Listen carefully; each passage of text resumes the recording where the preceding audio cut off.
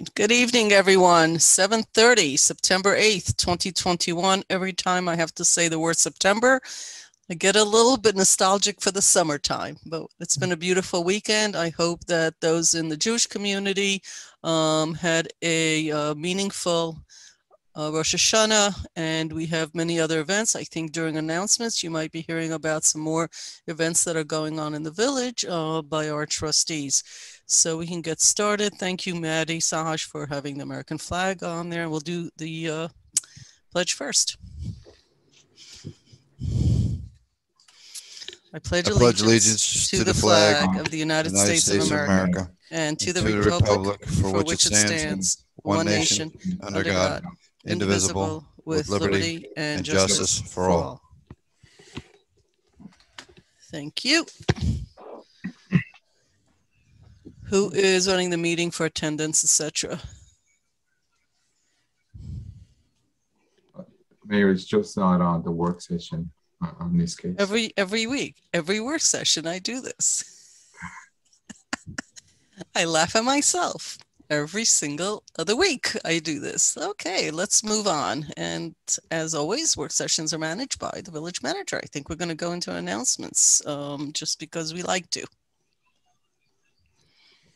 Announcements by trustees, and then we'll go into the agenda. I don't have any announcements, Mayor, sorry. I have a couple. One is that the Jug Tavern of Sparta is going to have a self-guided garden tour this Saturday. And you get to go through 6 properties. You get to see classic gardens and lily ponds and pollinator gardens. And, you know, the Sparta neighborhood is really one of the historical treasures of Ossining. And if you have a chance to wander around and go legally on people's properties and even get a refreshment, I suggest you do so. It takes a couple hours. It begins at the Jug Tavern on Revolutionary Road. It does cost $25 per person. Children 12 or under are free, and you can purchase tickets the day of the event. It starts at 11 and ends at 4.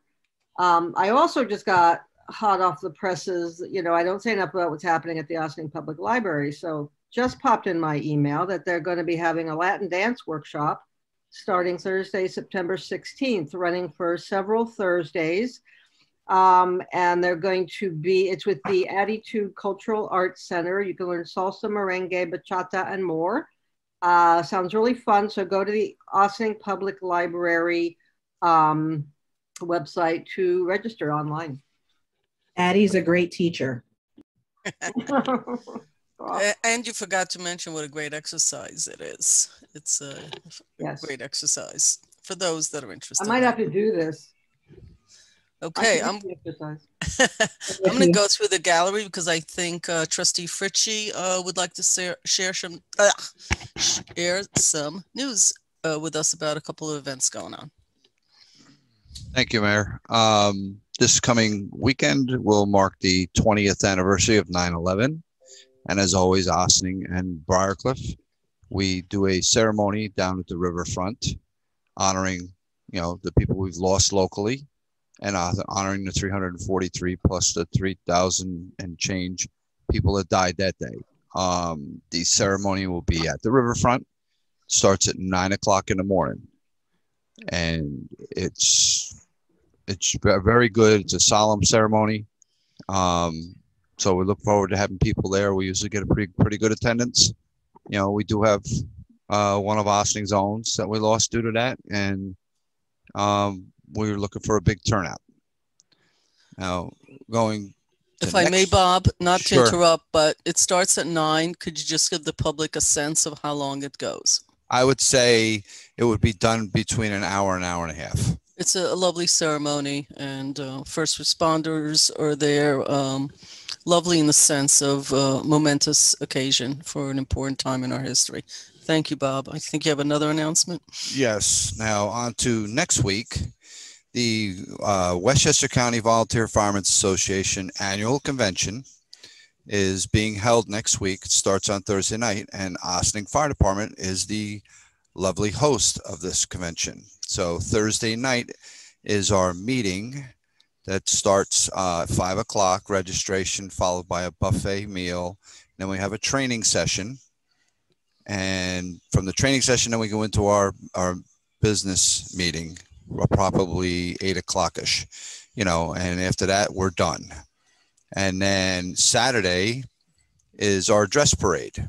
And we have approximately, I'm actually supposed to be at a convention meeting right now. So the last convention meeting this week was 33 units in the parade.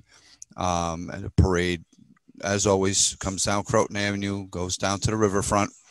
It starts promptly, and I mean promptly, at 3 o'clock. So get yourself a good seat.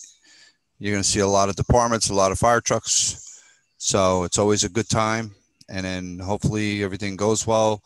Trophies are given off between 7 and 7:30, and everybody goes home. So a lot of work went into this. I'm proud to be a member of the department that's actually hosting the parade. I'm proud to be the president of Westchester County. So it's pretty much my parade. I'll be coming down the street. So I'll wave to you if I see you. But that's my 2 announcements. Thank you. Okay.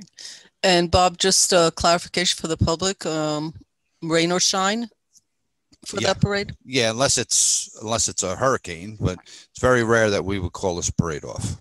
Okay.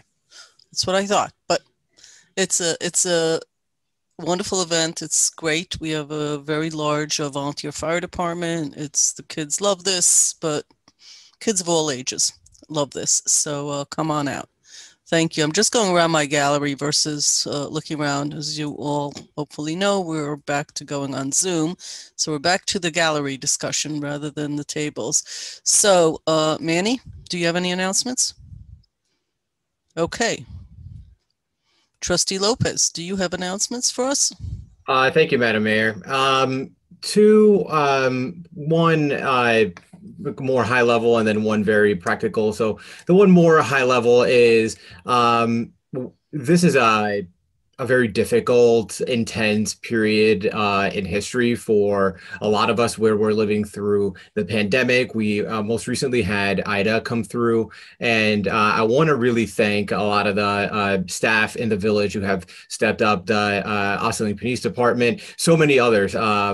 OVAC that helped in the relief efforts in order to make sure people that were stranded in cars and people whose homes were flooded, and there is a real cost to an event like this. And so want to thank from the bottom of my heart the staff, village staff, for really stepping up and recognize that this is in some ways the beginning of what we're seeing in terms of climate change in our community. And so one of the things that I'm very grateful for as well is you, Madam Mayor, you've really championed the environment as something that really matters, and that in whatever we're doing, whether it's building a new building and having a green roof, or in building something near the waterfront and ensuring that rising water levels aren't going to affect it. It's something that you, to value that you really live. And so I want to echo that in whatever we do. If it wasn't real before to folks, like, let it be real now. This is something that is very serious and is going to be with us for some time. Hopefully we're able to take this as a wake-up call and make some changes we need to make at a broader level in order to change things. But in the meantime, we stick together. And then the more practical one is if folks haven't heard that the town has right now going on dog census. So if you have a dog and they aren't registered, you can go for a very, very small fee, register your dog. And this has really brought home where we have had folks in the community that have really recently lost their dogs for one reason or another. And if your dog is registered, that's just one more kind of insurance policy that you have that can help bring your dog home. So that's it for me. Thank you. Very much appreciated. And since you started the conversation, let me just sort of do an addendum to it. So the environment for me is real. I like to travel, and I have since my early 20s. I've traveled on almost every continent, and I've watched the damage that weather and the change in the weather patterns has done, like that are very real. And now we're seeing how real it is. I do want to be the greenest village. in the country. I meant to say county when I was a trustee, but I mistakenly said country.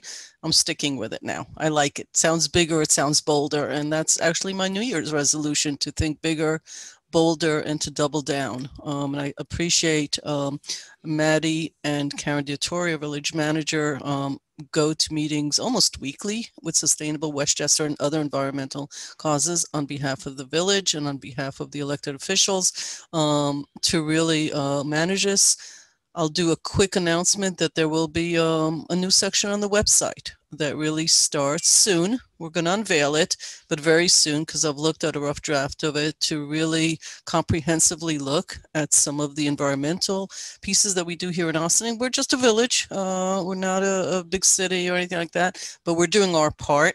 And what I've learned locally, very much so, is that our neighbors affect us. What our neighbors do in other municipalities, that we do not involve ourselves in their politics. That's sort of something that we stay in our lane, but we affect others, others affect us. And so the village staff is, very quietly, but very powerfully, has sort of educated themselves and has been involved in learning what other communities that neighbor us do. And that's something I don't think they get enough credit for. So, and this isn't the evening of giving credits to people. This is an evening of simply stating matter-of-factly what's going on, so that the public has an awareness of what village staff works on that may not be so visible unless you're very tuned into what we do or like to refer back to videos as different pieces occur.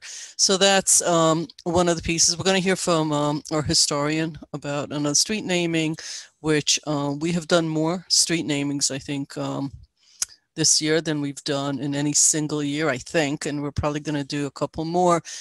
It really, you should go to some of these street namings if you ever know the person that's being honored. It's a very moving tribute. It's a very happy moment, even though oftentimes it's about a person who has passed on, because it really says that we're a community.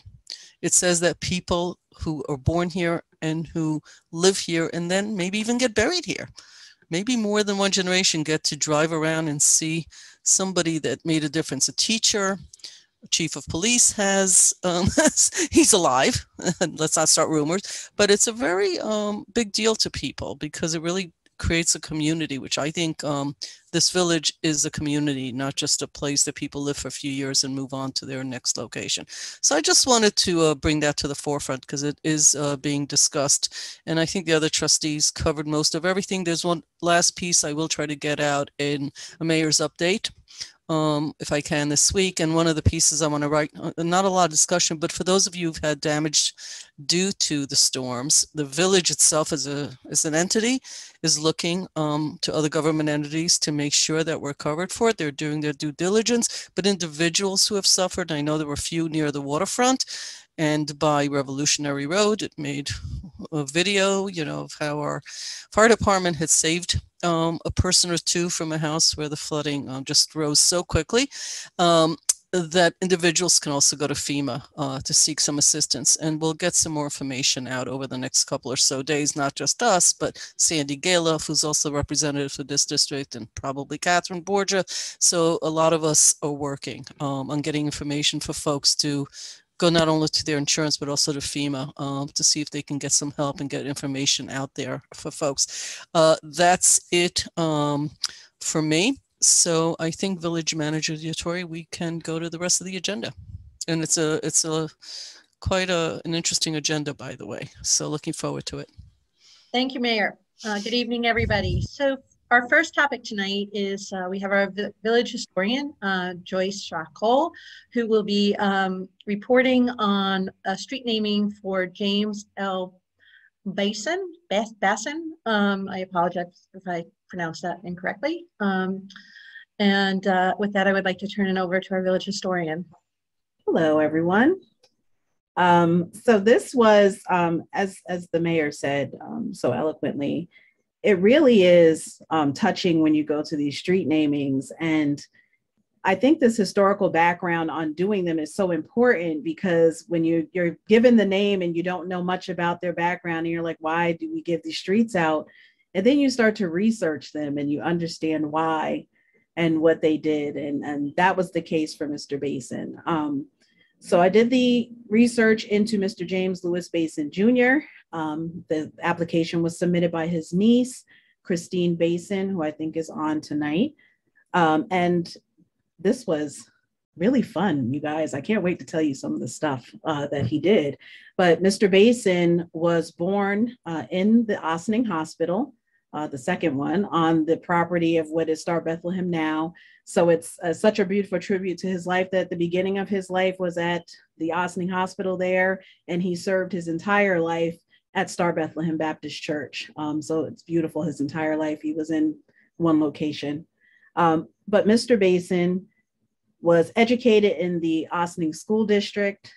His family had been here for quite some time, but he became, his mother was a pianist and was a talent agent, and realized that he had a natural talent to play the piano, and she never taught him, and he just picked up on it himself.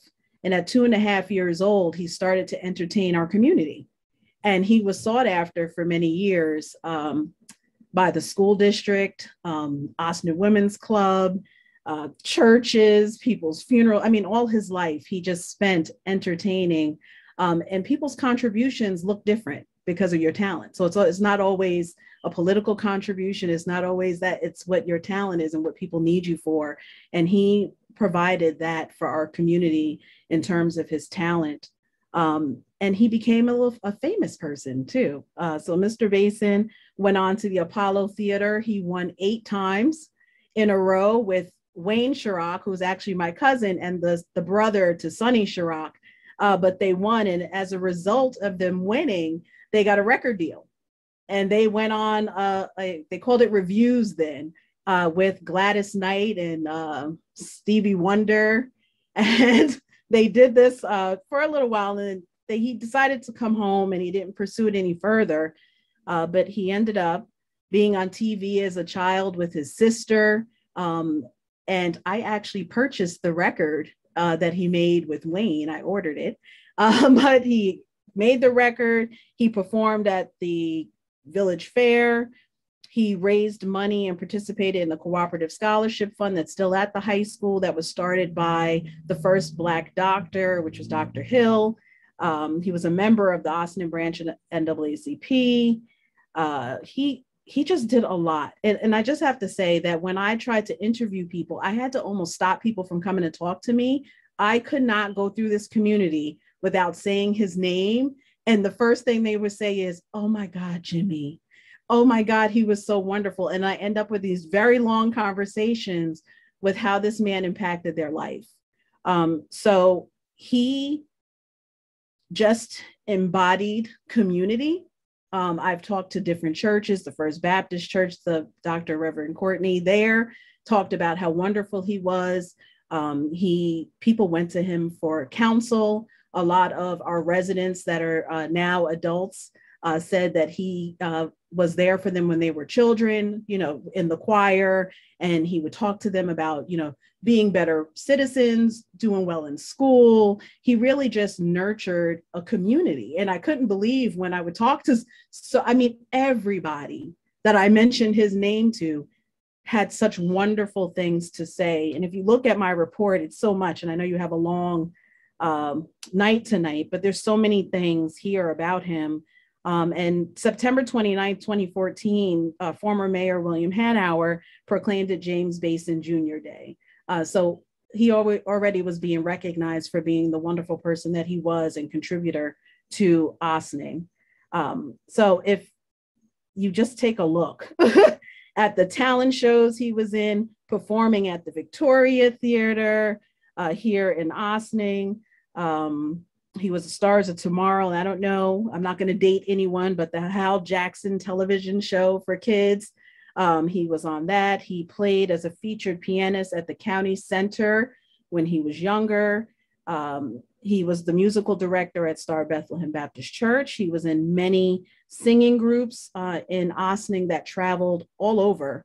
But he was just asked to do everything for this community. The school district, when he was in school, had him direct and do a lot of the plays and things because he was so talented at such a young age. But I mean, Temple Israel in Cortland had him come. I mean, everybody, every denomination, all kinds of people, just everyone looked to him for his talent and just who he was as a person. So I can't say enough about him. It was really a pleasure to get to know him through all the people that I've interviewed, but he did impact an entire community through his talent and through his bright smile, as people said, and his positive attitude and always good words of encouragement to the residents.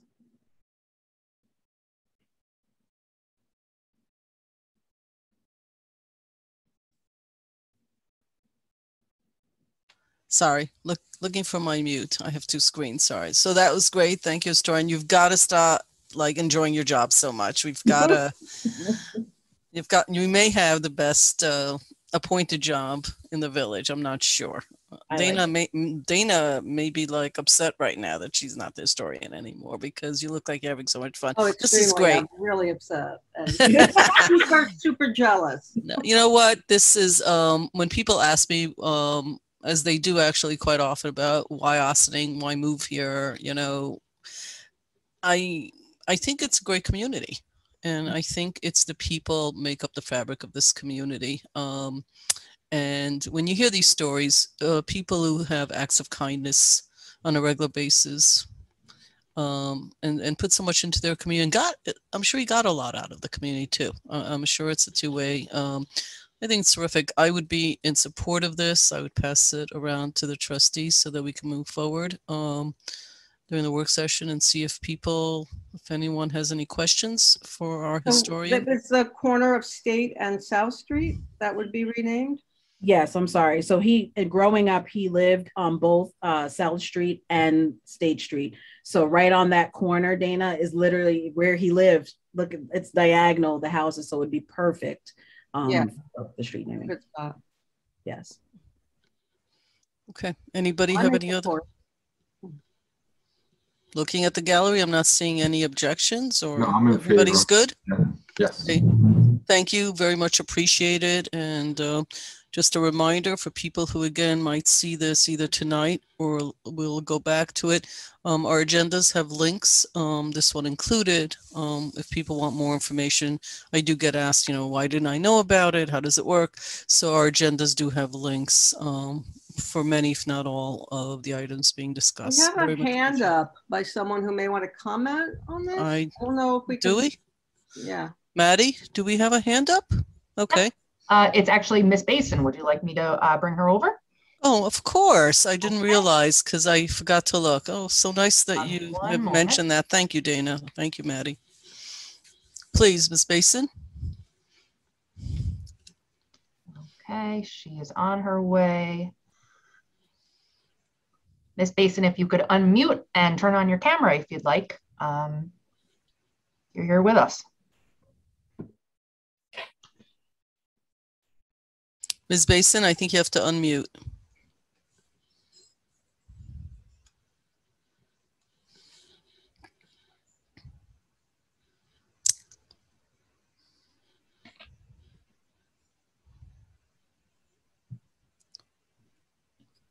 Okay. I see the name. We see you. We see your name, but we're not seeing you on video. So if you could press a little video icon and then the mute. Let's try it this way.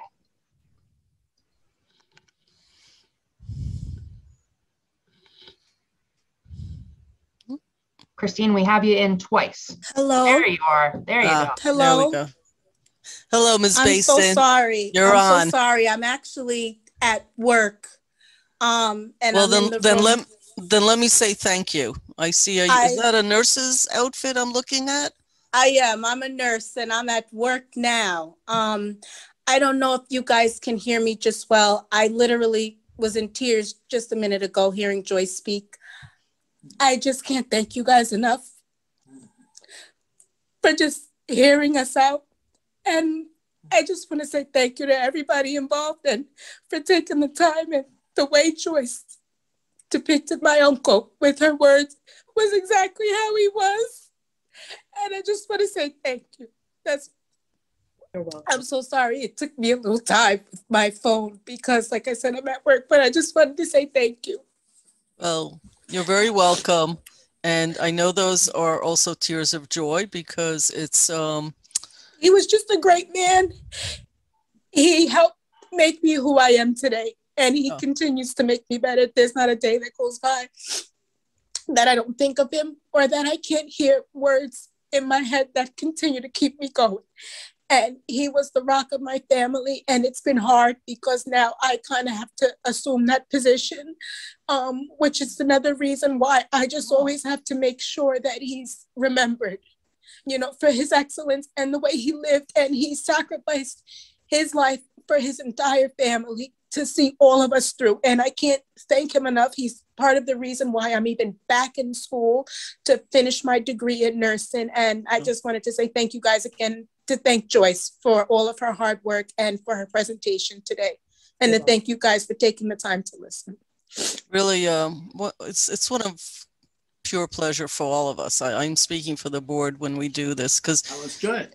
It's really, That's good. we're glad that you brought this to our attention. So we're going to probably move you back into the other thing and let you go back to work.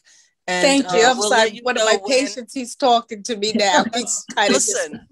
A lot of us are working people too. So what you're doing is super important. So thank you for that as well. We will let you know exactly all the dates and the next steps because there's a few steps that go on, but it's our pleasure. And as you heard, the board is all in support of this unanimously. So thank you for joining us tonight, for taking the time. Thank you. Have a good evening. Bye-bye. Have a good evening as well. Okay.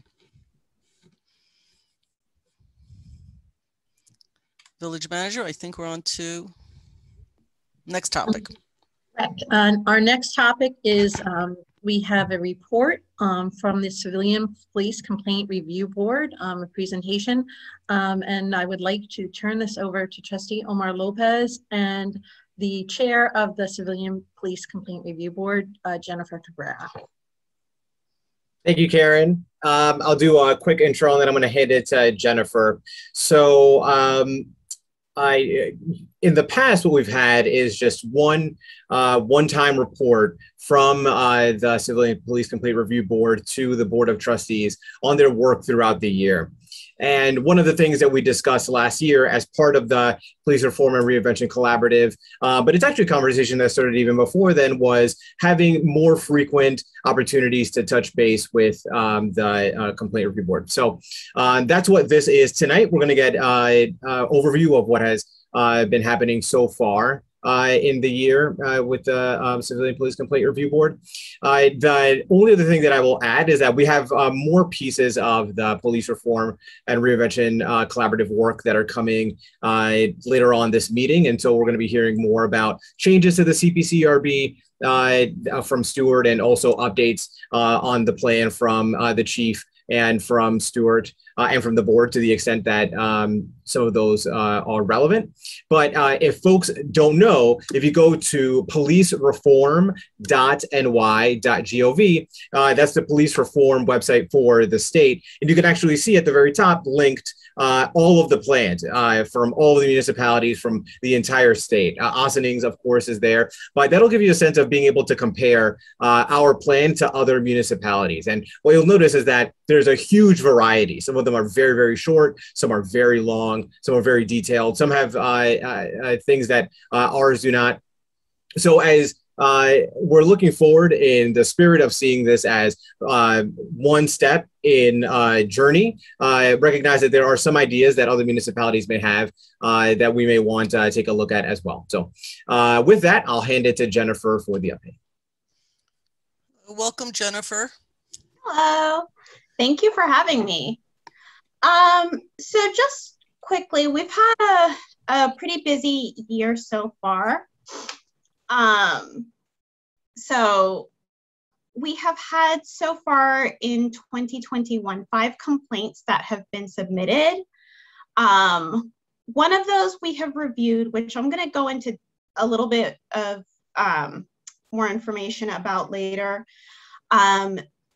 3 of the complaints that have come in, so the 2nd, 3rd, and 5th complaints that have come in, were actually all kind of related. It's the same group of people with the same complaint. We haven't been able to review those just yet because there is an active investigation that is still ongoing. We're not allowed to review complaints while there's an active investigation. So those are still sort of pending. There was a 4th complaint that was a fairly minor complaint, but we were told that it was withdrawn from the complainant. So that one has also not been reviewed. To go back to that one complaint that we did review, there were several allegations in the complaint. It was actually fairly serious. None of those allegations were substantiated by the CPCRB, but we did have a lot of questions about the way that the complaint came in.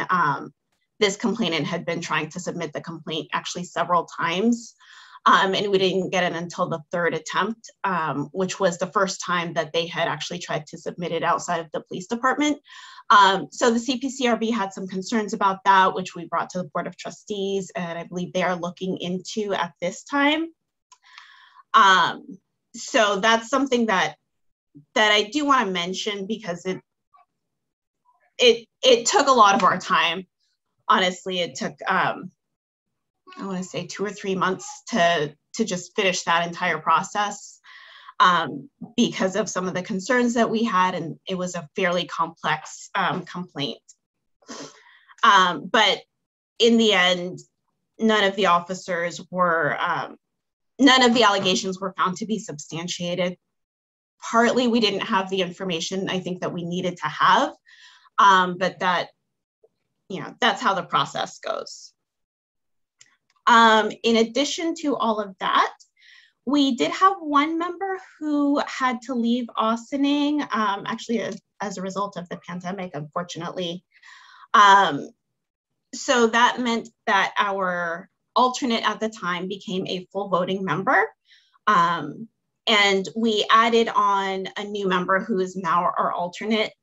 I know you're going to be reviewing the proposed changes to the CPCRB law. If those do go through in the form that we saw them, which we saw at our last meeting in August, then we may have a new civilian alternate position. And if that does happen, then I would really, really strongly encourage people to apply. We got a lot of great applications last time, but this new time we'll be going through a new round of applications. Other than all of that, as I mentioned, we have also this year reviewed the proposed changes that Stuart has made to the chapter of our of the village charter that deals with the CPCRB. There are a lot of great things in there, most of which was in the plan. And actually some additions that were not part of the plan, but that I think would be really, really wonderful, including that 2nd alternate member, which was not something that the Police Reform Committee had come up with, but I think is actually a really good idea. And that is about all that I have for today, unless you all have questions. The floor is open. Colleagues, any questions for Chair Cabrera?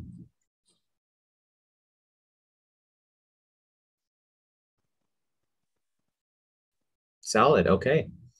Thank you, Jennifer. All right, thank you very much. Yeah, of course. Madam Manager, the floor is yours. Thank you.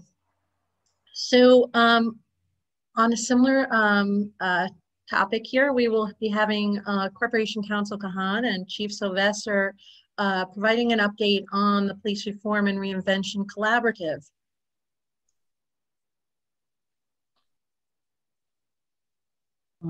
Good evening, folks. I think that this relates to the Google Doc and where things are.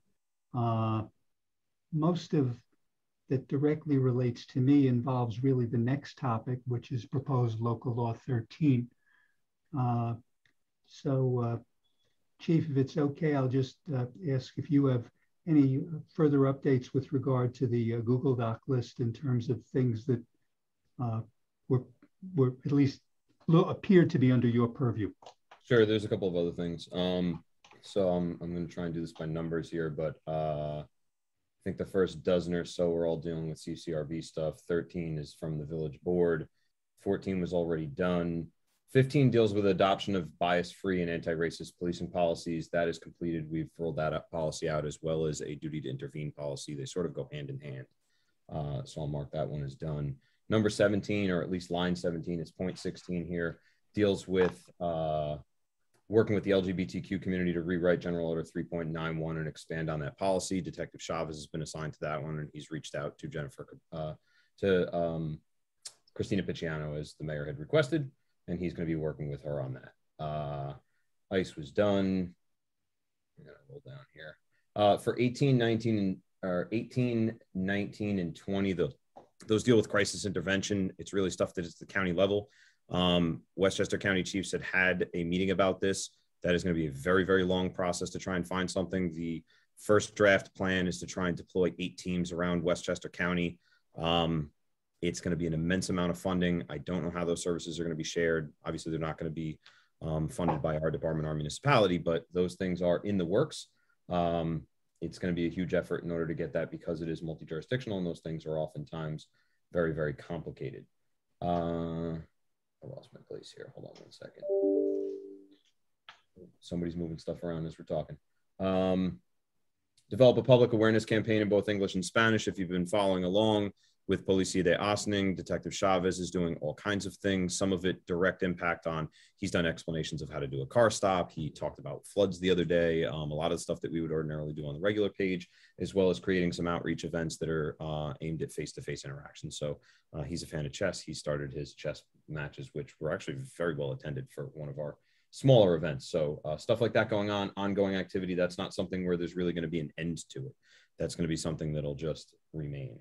More robust website for the police department. That has been just set aside because we were very, very busy with a number of other projects. We've been short-staffed with a number of officers out right now. So we have been distracted with some of that stuff. We didn't get around to the website stuff.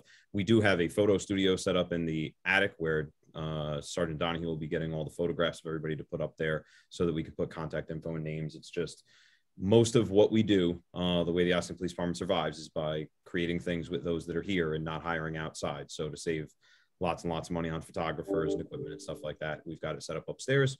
Sometimes the trade-off is that it takes a little bit more time, but that's coming soon. We talked about LGBTQ community and the loft and getting training. That's going to be part of what Detective Chavez is working on. Increase diversity in the department hiring and promotional process. As the board knows, the police list is about to come out. We know the number of people that have taken it. We doubled the number of candidates on the Spanish language exam. We do not know the demographics of anybody on either that exam or on the regular exam. For those that might be listening to work sessions, they publish a list where we have to designate who our local residents are for the preference list, and then weed out the people that have postal addresses within our community, but not within our jurisdiction. So we did that for Westchester County. They asked each municipality to do that themselves to save themselves some time, I assume. And the promise was that it would be back in a week or two. That would be today or next week. So any minute now, we'll be hoping to get grades, and then we'll find out who exactly we have, and we can begin interviewing. So that one will be, that's sort of a long-term plan, changing diversity and hiring. We have a number of openings right now. We have more openings that'll be announced very, very soon. So the opportunity will be there, but that really depends on who took the test and how they scored. So we'll see what happens with that. Recruiting program in the police department. We've had a conversation with Superintendent Ray Sanchez. I don't know that recruiting is necessarily what the school district is looking for. What we talked about during the forum process, I've talked a lot about, is creating opportunities for students to interact with police officers and have conversation. Those conversations ordinarily leading to interest in the job. So he's actually found a program that they're interested in. I've divvied that out to a couple of employees to look into and see how that can fit. trying to find time and space to designate people to start a program like that. But that is in the works with the school district now. We're having at least conversation with them about that. And the multi-year training plan, we're working on that one as well. No hard plans yet for how we're going to train how we're going to adjust all of our training to incorporate all of the many, many topics that the board has asked for. Some of that waiting back for answers from Westchester County on what they plan to host is multi-jurisdictional, so that we can perhaps save some money on those. But plans coming down. And the last one with my name on it is that the police academy is encouraged to implement and enhance training as recommended by recommended frosting officers. So again, that one is part of the larger conversation about Westchester County and how they plan to change things at the police academy. And the last one is designated to the mayor.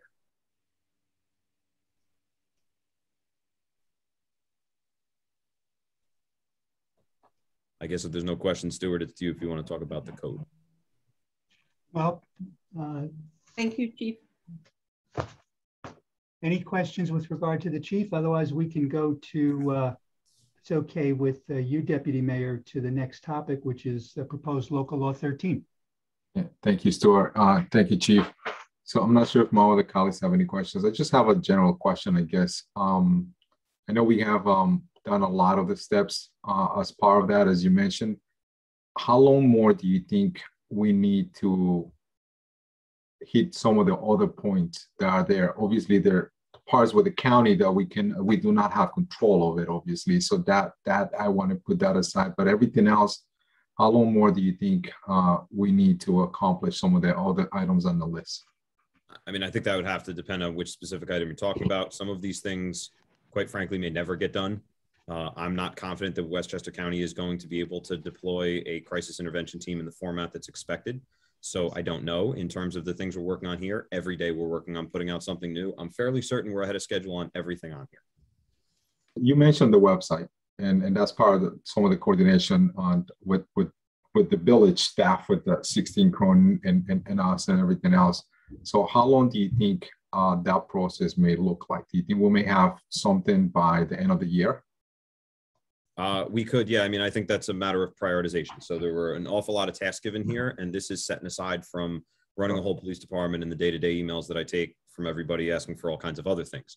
So it's not that we haven't gotten to the website in terms of not doing the website. It's that it's one on a very, very, very long laundry list of things. I understand. So I guess my answer is, yeah, it's on the list and it's coming soon.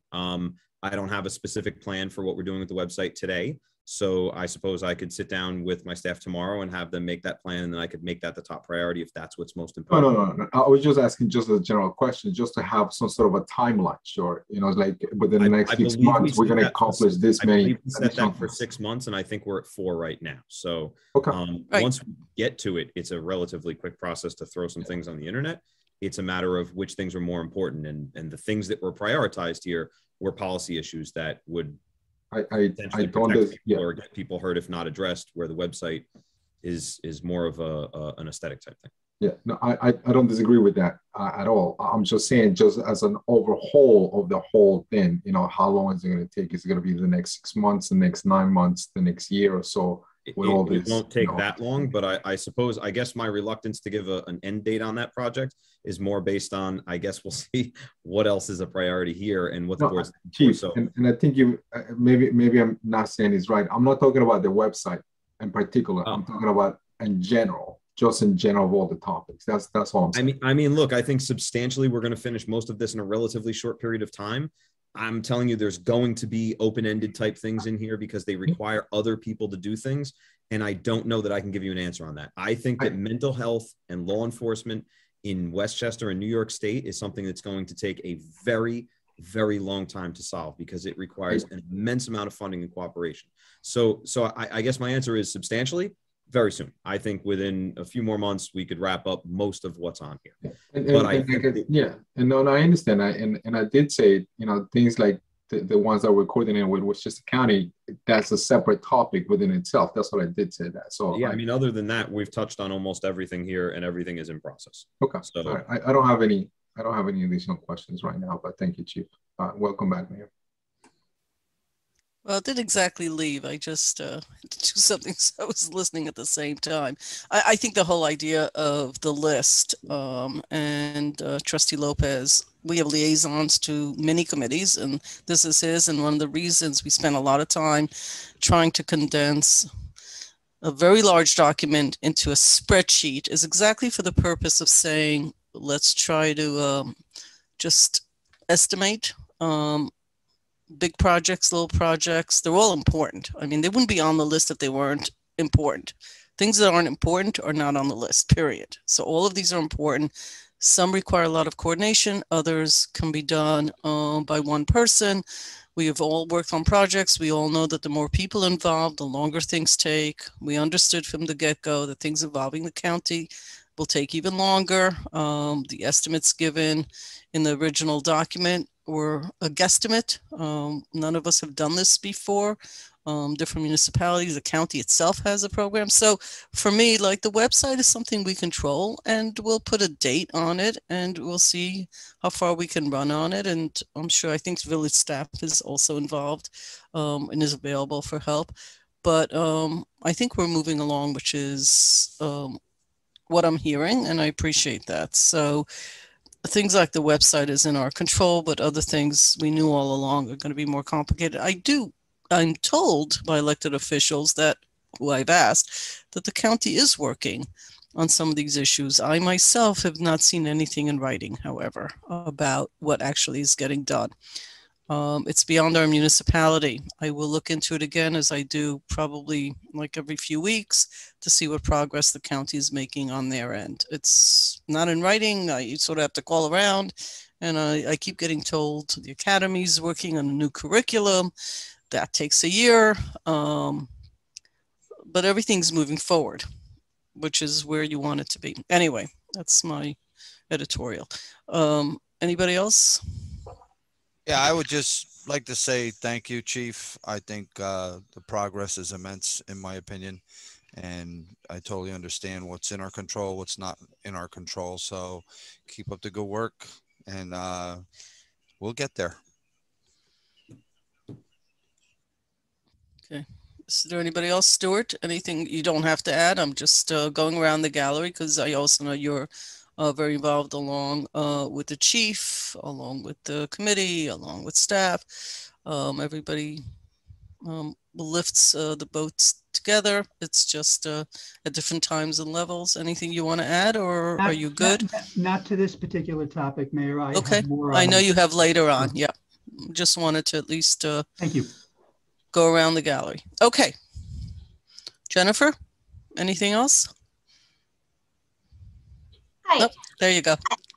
I actually had a question about, there had been a lot of talk about creating like a civilian group to sort of coordinate on this, but I haven't heard anything concrete about that. Is that still part of the plan? Because, you know, we're seeing a lot of these things getting checked off the list. And I think the idea that the working committee had when we made that recommendation was really to partner with the village in getting these things done.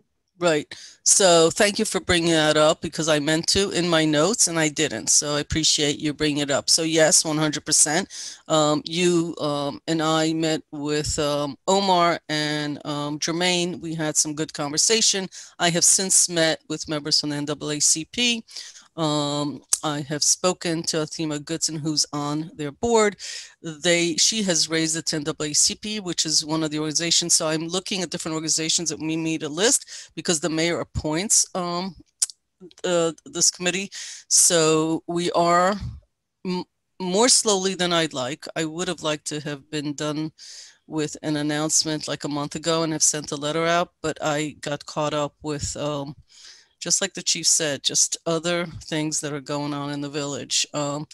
It's not any more than a statement of fact. Between pandemics and hurricanes and 18 major parties, I have been moving forward on it. As I said to you, should have had a letter by now, so it's on me. Apologies. I would have liked to have this done about probably 45 to 60 days ago.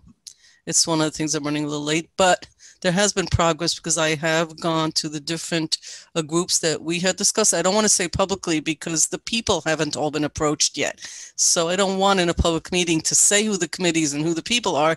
It's not fair. I have spoken to superintendent. I have spoken to NAACP. They are looking to choose a representative from the NAACP, and they are going to choose a person. So I've made some progress. Dealing with various committees and dealing with schools during a time when school was starting in the middle of a pandemic, they too have priorities. So to answer your question 100%, there will be a group of people. I could publicly say, because I will put it in writing, that it will be some of the members of the original committee. Some just don't want to participate because of time constraints. Fortunately, a couple of people have gotten jobs, their careers have blossomed, and they don't have the time. I think one person's moving out of Ossining. I just have to follow up. So I want to assure that work has been going on my end, and also it's on me that it's running later than I would have liked it to. And I will get back on board with that as soon as I can. But there is some progress and we will put a group together. But at no point do I want that process to stop the chief of police and the committee and that list of things to stop. There's no way that I would choose, let's not work on anything until we get a committee in place. Having been given a choice, I'd rather that everybody continue doing what they're supposed to, and that I will get the group together so we can partner. I mean, I think given that choice, I would rather go that way than say, let's hold everything till we get the group in place, because that would actually mean that we're not getting work done that I think we would rather get done. So that's sort of where I am with that. Does that answer your question? Yeah, it does. Good. I'm glad. Thank you. And thank you for bringing that up because I meant to, and that was a good reminder for me. Okay. I think we're ready to move on. And thank you for being here, for both Trustee Lopez and also for Ms. Cabrera for being with us, Village Manager. Thank you. Next we have Maddi Zachacz, Assistant Village Manager, and Frank Feliciotto from Croton Manning here to discuss the final draft of the Route 9 road dive plan. Karen, I'm happy to do that. I just note that you skipped over the local law, but please go ahead. Oh, I'm so sorry, Stuart. Karen, I completely skipped over. Mr. Feliciotto. Go back one. I'm getting ahead of myself. No, Mr. Feliciotto is here. So go ahead. It's perfectly fine. He doesn't have to think of the whole thing. I do. So go right ahead. Is that what you want to do? You don't want to go back to the law part and so include one topic and move on? We've already got Mr. Feliciotto on, and Maddi is here, so go right ahead, and then we can, because I think... Apologies, Stuart. Hang on, before we go, I just want to check so I don't stay. I'm not listed for the CCRB code. I spoke to Stuart. He sent a memo this morning. Do you want me here? I'm not going to stay if I'm not asked to be here. You mean for the local, for which piece? I'm sorry, Chief. The local law and CCRB. No, I thought it was all going to be done at one after the other. So I thought you were just going to stay. That's why I suggested that we continue. Why don't you keep the order that we had? Yeah, I'd rather, that was the whole point. That way the chief stays and then. That was my mistake. So I don't mean to throw a monkey wrench in the whole evening. I'm not trying to bump Frank. I just didn't want to stay for something. No, I'd rather we stay. Exactly. There was we actually thought goes into this agenda between Village Manager and I. Let's stay on target here. Sorry, Frank. We're just getting ahead of ourselves. So please stay with us, Chief. Go on. Okay, well, let's go back then one topic to proposed local law 13, which is the revision to Chapter 8 relating to the Civilian Police Complaint Review Board. The proposed local law was previously forwarded to the board, to the CPCRB, and to the PBA.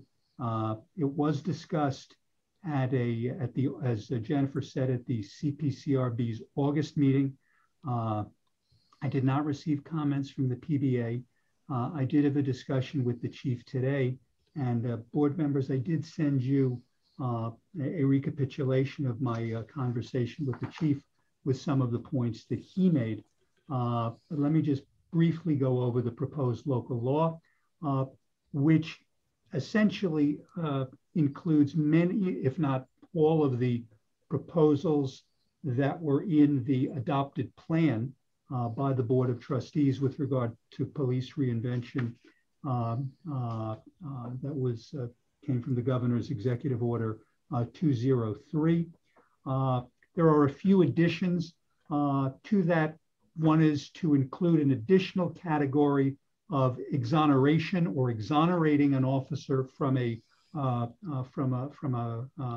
a result of an investigation. That essentially means that the act is alleged did occur, but does not involve a violation of any rules or regulations of the Ossining Police Department, which is different than being substantiated, unsubstantiated, or unfounded. That's important because it is something that occurs in a number of the matters that have been considered by the board. Is it may have happened, but simply may not be a violation. And so the thought was to add that in there. It also includes a preponderance of the evidence standard as the basis for determining what particular, if it either is substantiated, unsubstantiated, unfounded, or exonerated. And then there are other discussions in here as based upon the plan. It would be a 5-member civilian board. There would be 2 members of OPD appointed by the chief who would be non-voting members. There would be, as the chair points out, it's proposed to have 2 alternate members to the CPCRB. There are changes with regard to training requirements. One of the things that the plan had recommended was that there be certain core training which all members would have to take before they could consider and determine complaints. And then there would be other areas of competency which would have to be considered or have to be completed within 6 months of the member being on the board, but would not have to be completed at the time that the first complaint is heard. The key thing would be the core competencies, which, if I go back to the code, would be in the areas of force, use of force, stop and frisk, warrantless arrest, search and seizure, vehicle stops, and relevant constitutional issues. Other topics that would have to be completed within 6 months would include the OPD disciplinary process, OPD policies and procedures, justification, discipline, recruitment and training, Section 5711Q, which many of us have discussed before regarding village police departments within Westchester County, community policing, domestic violence, and other topics which the chair and or chief think are relevant to be there. As requested in the plan, the Corporation Counsel or designee would attend every meeting. I included that the Corporation Counsel or designee would also serve as the CPCRB's secretary to effectively have minutes prepared.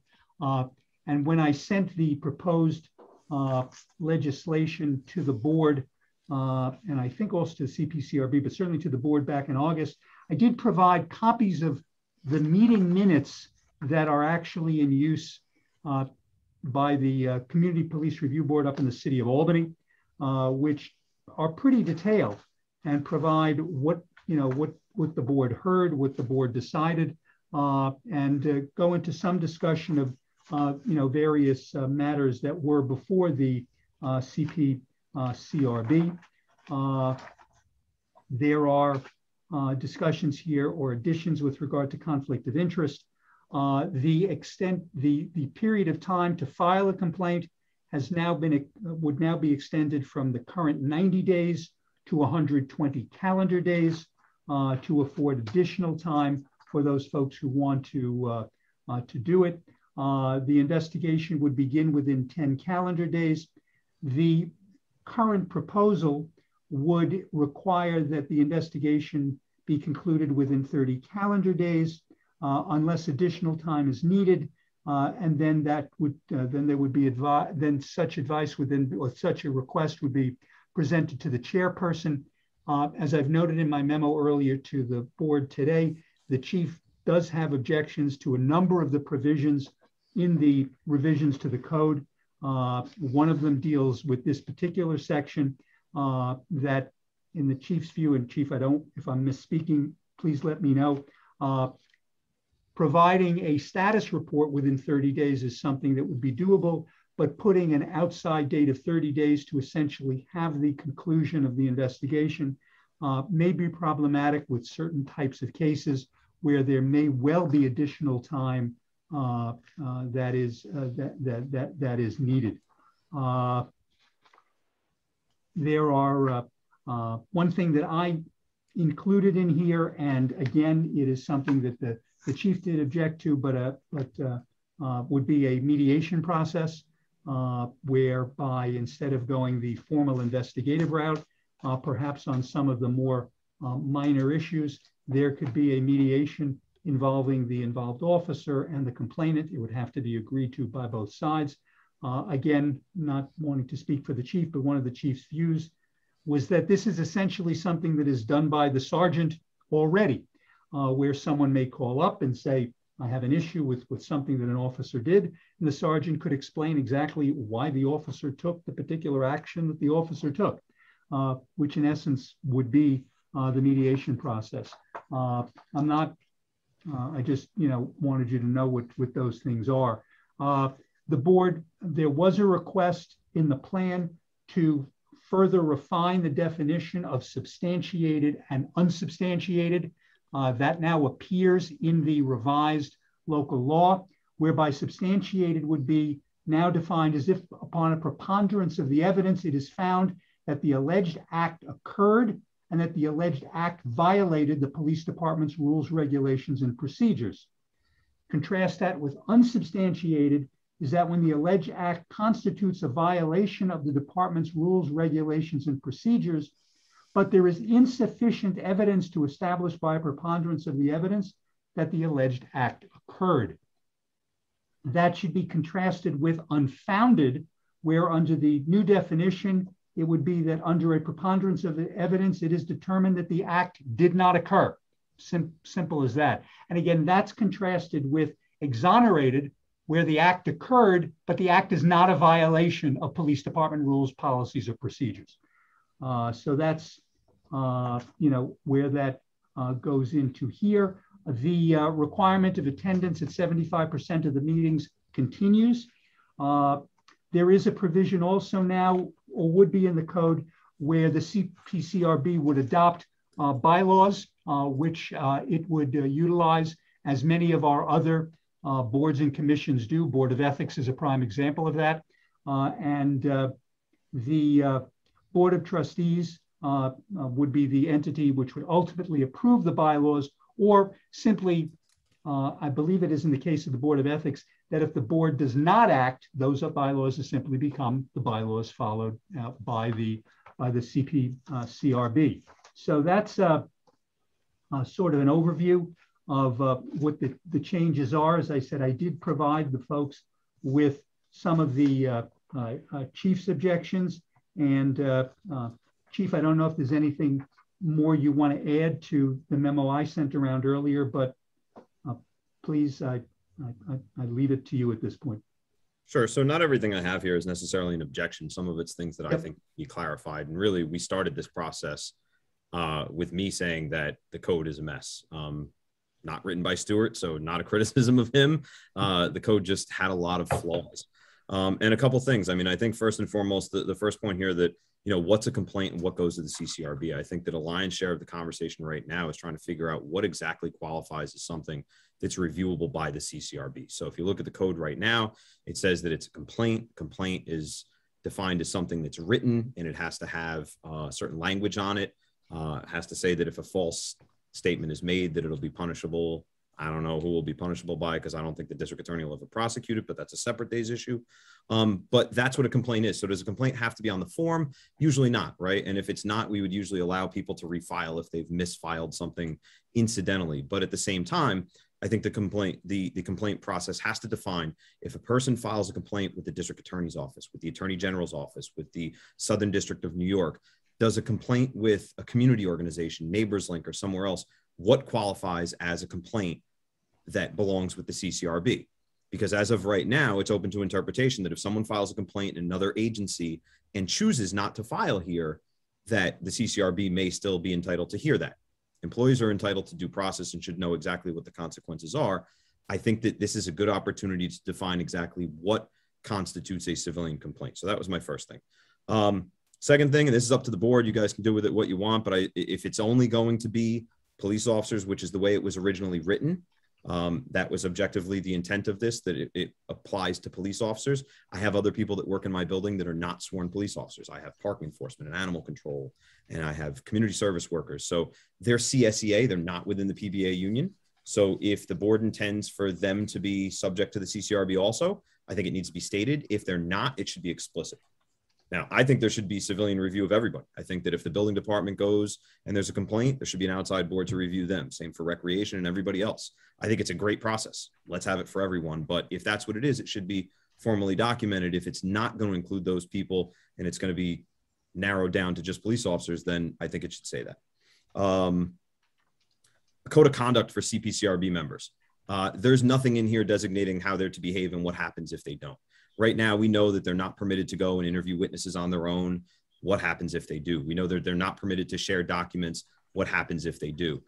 We talked about the process of bringing people on the board. And if we find out that there's some background flaw during the check, what constitutes grounds to keep somebody off of a board if we find that there's some issue in their background? If they have association with an organization that would be irreputable. Whatever the case may be, I think there needs to be a code of conduct for the people that are there, so that if something goes wrong there, we have the ability to determine who should be serving on a village board and not. Stuart talked about a code of ethics. As I've mentioned to some of the board members already, the code of ethics for the village really deals mostly with financial holdings. So it doesn't do anything for the members of the CCRB. In terms of time that things should be filed, I have no objection to giving it 120 days. I think there has to be an end date on when you can file a complaint. However, I think that part needs to define where the complaint is to be filed. Ours says the police department or to the village, which can be the clerk's office through the corporation council. It can be brought to, they're available at IFCA in the library, and I think you can file them in a couple different places.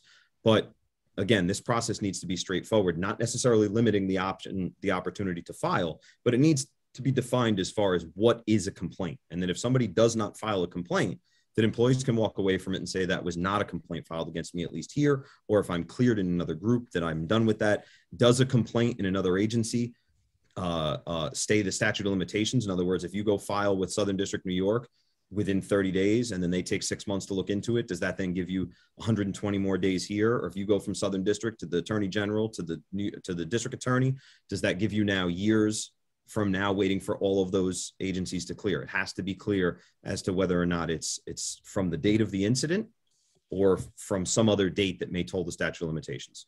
In terms of response on these things, we always start an investigation right away when we know about a complaint. However, putting an end date on an investigation is not something you would do in any venue ever.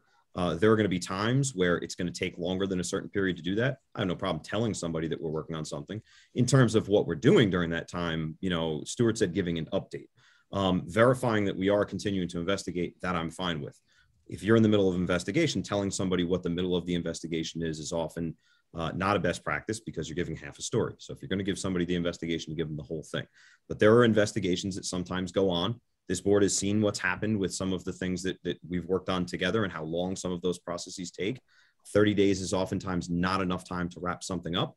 And I think that if you have to stop an investigation at a date certain, irrespective of where you are in the investigation, you're not going to have an accurate outcome on things. So I don't think there should be an end date put on those. In terms of who sits on this board, I realize what the board has put in their reform plan. I renew my objection to taking police officers off as voting members. I think that this village has the unique opportunity to remain the example for law enforcement everywhere, let alone the only CCRB in New York State other than New York City, which is a drastically different model and a different program than what we have here, the only of its kind. And when we talk about the problems in policing nationwide, the thing people talk about all the time is pure accountability. We want early intervention programs. We want all these accountability measures. Well, here's our opportunity. We can continue to have officers who are forced to judge their peers, to hold one another accountable. We talk about, some people think that the thin blue line is supposed to be some line of silence where we don't tell on each other. I'm not sure what that's about. It's a whole separate thing, but if that's what people want to believe, that's what they want to believe. Here's our opportunity to prove that wrong. Here's police officers standing in the room with this group, passing judgment. And it has happened for decades here where police officers have founded complaints against their coworkers. It works. Now, with all due respect to Stuart, and I had this conversation with him earlier, this is not to criticize him, but when we look at other models for CCRB, we're looking at cities that are in shambles. We're looking at places that don't have their act together. And quite frankly, we're reinventing the wheel and turning it into a square. Not the whole thing, but if we're looking at places that don't have a CCRB or have real problems with their police departments and have real problems with community relations, and then try to apply their solution to where it's already on the right path, always can be better. But I think taking the cops off here is a real missed opportunity to create the only place that I can find anywhere of pure accountability forced by law. And I'll tell you, from watching years and years of CCRB meetings, I can tell you that those that are appointed to this have acted incredibly responsibly in explaining what's going on and voting appropriately and holding their coworkers accountable. I have been in the room presenting cases when police officers have voted to substantiate complaints against their colleagues. That's something that most people don't believe exists. We have the opportunity here. In terms of how long we keep video, if 120 days is the time limit that you have to file a complaint, we obviously have to keep evidence that long. But I think the board needs to know that I have to check with Lieutenant Damiano. He was out for this afternoon. We didn't catch each other, but there is a time frame on how long we keep video. And our department generates an immense amount of body cam video, terabytes at a time. And it is very, very expensive, as this board knows, as we go into the budget season. If we are going to need to extend the storage period for video, there's going to be a substantial cost associated with that. So if we put that into the code, I think the board needs to know that, but I just need an opportunity to confirm. I think we're at 180 days for storage of video, but if we had started at 90 originally, I believe we went to 180. As long as we're outside of that, 120 is fine for me with storing things, but I think the board just needs to be prepared to see that bill when it comes in. In terms of complainants being required to formally in writing submit a retraction of a complaint, I tend to think that that's an unrealistic expectation to have that in there. The reality is that when we deal with people and they file complaints, it's a very emotional process, usually up front. The complaints that I've seen that have been withdrawn or people choose not to pursue anymore, they usually just say, you know what, listen, I was upset that day and I'm not dealing with this anymore. It is going to be a rare occurrence where someone says, yeah, I'd like to give a written statement about why I'm not going through with this. Sometimes people file things that aren't true. I've seen that many, many times. Sometimes they file things that are completely accurate, but they choose not to move forward with the complaint. Asking people to go and sign something after that, the language here said that it's preferred. Preferred is fine because it doesn't create a standard. I'm not really sure what to do as a police department if we're required to get something in writing and the person refuses. So that creates a little bit of a gap for me right there. And sometimes people just don't answer the phone. That we'll call them and they'll just never answer again. We'll knock on doors. They don't answer the door. It's not often, but it happens from time to time. So I think that needs to be considered. The last thing is with the mediation concept. And I think what Stuart said was not necessarily what I was exactly intending when he said that it's handled by the sergeant. But I think here's the thing with mediation. You know, there's a lot of conversation right now about what Civilian Complaint Review Board is, what's reviewable by the board, what happens after it's reviewable by the board, why things are or are not reviewable. I think that in the mediation process, number one, I think that you're going to find a lot of questions. If my experience is the same going forward as it's been in the past, a lot of questions from the CCRB as to why things are no longer ending up with them. If now all of a sudden they're ending up in a mediation, it creates a gap in information. The reality is that the vast majority of things people call to complain about do end up with a sergeant. People say, I want to talk to a sergeant. and they say, okay, what's your complaint? And they'll say, well, you know, this person, they were doing A, B, and C, or they said this, or I saw that. And most people, after speaking to a supervisor, walk away and say, thank you for hearing my complaint. And sometimes they talk to the cop directly, sometimes they don't. The concept I was sharing with Stuart is that mediation exists. It's every conversation we have is a mediation. Every upset person that calls here is a mediation. I think creating one of those, you know, I worry about what the burden becomes in terms of what is a low-level mediation versus what goes to the CCRB. If we're going to say things no longer go to the CCRB because we're going to transition to a mediation model, then fine. But I think having both creates an awful lot of confusion, and I see that becoming really problematic. I think that mediation is everything for most industries. I think for this right here, it creates it creates more questions than it does answers. And I think that was everything. That's everything I've got. Chief, there was one thing you and I talked about that dealt with on the training with the particularly the human relations stuff. Yeah. So again, I raised this issue during police reform. I cannot get behind a program where we tell people they can have a quarter of the training now, hear complaints where people's jobs are on the line, and then learn the material to deal with those complaints after you hear them. Now, again, having done this for many, many years, not just with the CCRB, with all kinds of things, all the seminars we've taught with students in high school and college and interns and community outreach type things, people come with conceptions about what happens when you're a police officer and what you're doing and what the job is and what the requirements are. Allowing somebody to pass judgment on another person's career without actually knowing what they're talking about. And with the training we're talking about, this is relatively cursory at that. And then still to pare that down and say, the only things you need are traffic stops, use of force, constitutional issues, you'll be good. Domestic violence is massive. And it's probably a large part, if not the majority of like the serious stuff that we deal with, are domestic issues. It's complicated.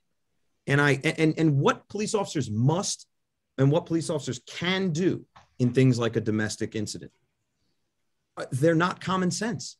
They're just not. And to allow somebody to come in and say, we're going to judge your conduct with no training on this topic, but we'll get to it later after we judge you, and potentially people being suspended or losing their job. I can't see that as being fair. I can't see that as being due process. I can't see that as being as a smart move. It doesn't seem helpful to me. So those are my objections. Listen, we have committed to providing all of the training that the board is offering. We offer the training as fast as people are willing to go through it. We're here every day. And the most recent person added to the board, I saw that woman here all the time meeting with the captain one-on-one, getting all the training that needed to be done at the pace people are willing to do. In the history of the CCRB, the problem has never been police department's willingness to offer training. What we have seen is people that sign up for things like this and then don't have a willingness to go through with many, many hours of training, because it's a heavy lift. It is a big commitment to go through this level of training. But I think that if we're going to treat this like the serious business that it is of reviewing alleged misconduct of police officers, I think it at least deserves the consideration of completing all of the training before you're judging another person's conduct.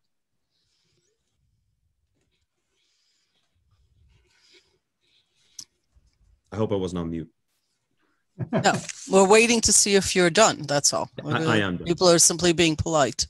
Okay, so there is a lot. I have 2 pages of commentary that I wrote down. I'm sure others have as well. All of which I think are genuine. I think that they're really great points. I think that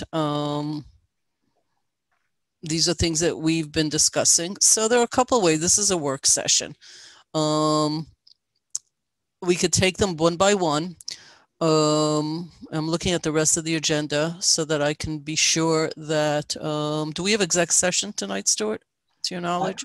No, Mayor, we do not. And no legal, right? Okay, so that adds a little bit, that gives us a little bit of issues. Okay, so I'm trying to figure out as I'm talking a way to approach this. I've sort of categorized a few things. So Omar, my instinct, I'm going to go with my instinct. Before I go through the gallery, you're the liaison. And if this were any committee, except for the Board of Ethics that has no official liaison. I usually deal with any, and Stuart does if there's any issues that they need, which rarely happens. But in any other committee, the liaison would sort of step up and say, okay, let me bucket this for people. Let's discuss, let's table this. These are my thoughts. So my instinct says, I have some comments about some things the chief said and some thoughts I'm sure others have. So do you want to start as the liaison, or do you want to go around the gallery, people ask questions? But I don't want to push this off, because the good news here is that we're approaching this. The group discussed it since last year. Let's just approach the commentary made, all of which is very thoughtful, eye-opening in some cases. In others, I think has been discussed in the past.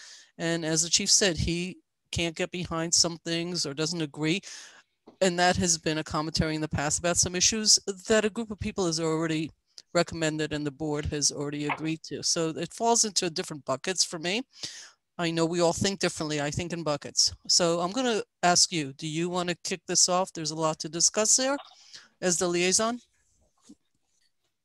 Sure. Yeah. Thank you, Mayor. I'm actually curious, Jennifer, if there's anything, keeping in mind time, and then this is a surprise question for you, but if there's anything that you wanted to add, I think that perspective would be helpful as before we get into the board discussion. I had a few comments about some of the chief's concerns that I think he may have misread pieces of the legislation or the proposed legislation. So I can go through that if you'd like and clear up some of that stuff. But that may be something that's more appropriate for like Stuart to do. Great. Okay. So what I would love is if you could, in the interest of both time and allowing you process time, if you could send those thoughts to Stuart so that they're and we can include them in the record so that they are noted. Stuart, what I'm interested in is, I know that you've heard the chief's perspective. I just want to be clear on what of the chief's points are incorporated into the legislation versus which are not.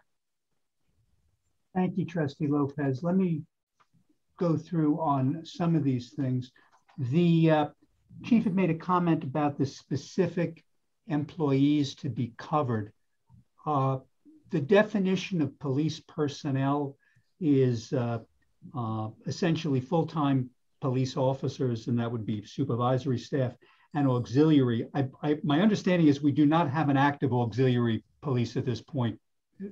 So we do have active auxiliary police. Okay, they have not met in some time because of COVID and building restrictions. There hasn't been a role for them in quite some time. So they exist and they may come back at some point, but they're not meeting right now.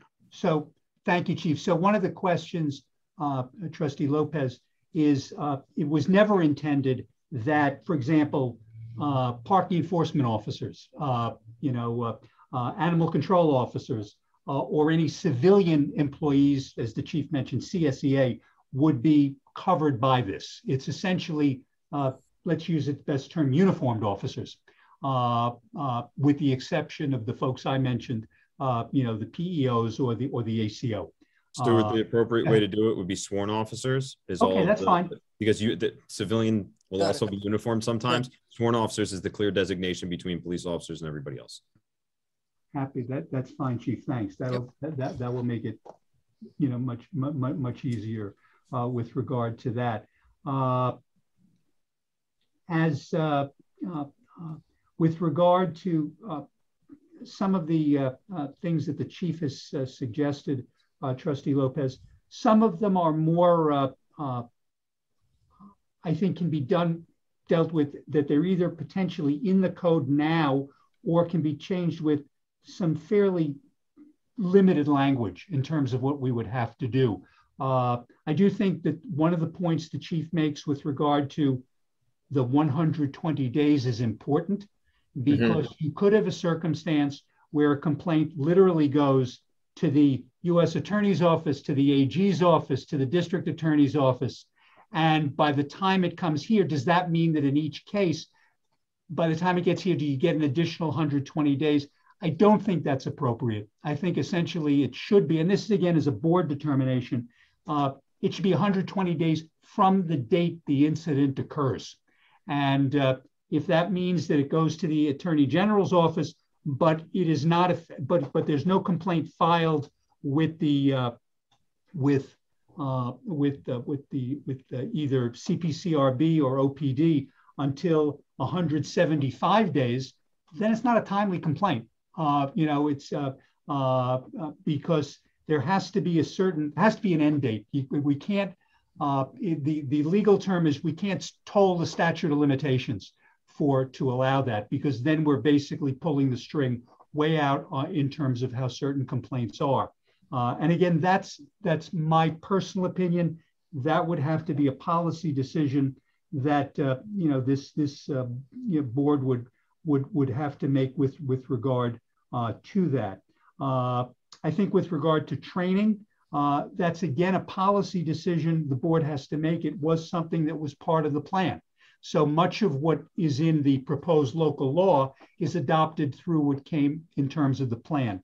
But I do understand the chief's point with regard to the topics that are to be considered and should be considered. There is a 6-month period here where all the training has to be completed within 6 months of the member joining the board. But there is also this, if you want to call it higher level of training, or if you want to call it more important level of training, I don't think that's the way to determine it, which would have to be completed before the member could in fact even be allowed to vote or consider something. Again, that's a policy decision from the board. I think the chief has made the point that there are a number of these matters which basically should be considered, and should be part of the training from the get-go. So again, that is a policy decision, and again, slightly differs from what the plan recommendation was. The issue with regard to police voting members versus not, that is something that I know has been discussed a lot by the board and was discussed as part of the plan. So that's something where there is simply a difference with regard to what the legislation proposes and what the chief's suggestion. One of the things that the chief did not mention, but is something that we had talked about, the current complaint does have a provision, which many of our documents do. In fact, our land use applications have, which is that it's basically punishable if you make a false statement. It's what's called the 21045 statement, under the penal law. I agree with the chief that some form of that statement needs to be on the application or on the complaint, be it whether the person just files something, it has to be something on there, or if it's on the formal complaint. So if the person basically is aware that there are consequences if there's a false complaint, because we don't want to have a false complaint and have an investigation done of a complaint where there really was nothing there. So what's the punishment? Well, it's chargeable as a misdemeanor, and the district attorney's office historically refused to prosecute. So I don't think there is any punishment. Right. Well, there's a punishment, and the district attorney refuses, as it stands now, or at least historically hasn't done it. So, Stuart, these kind of accountability that historically, which is all we have to go on, DAs change, rules change. These rules are made to last a few years.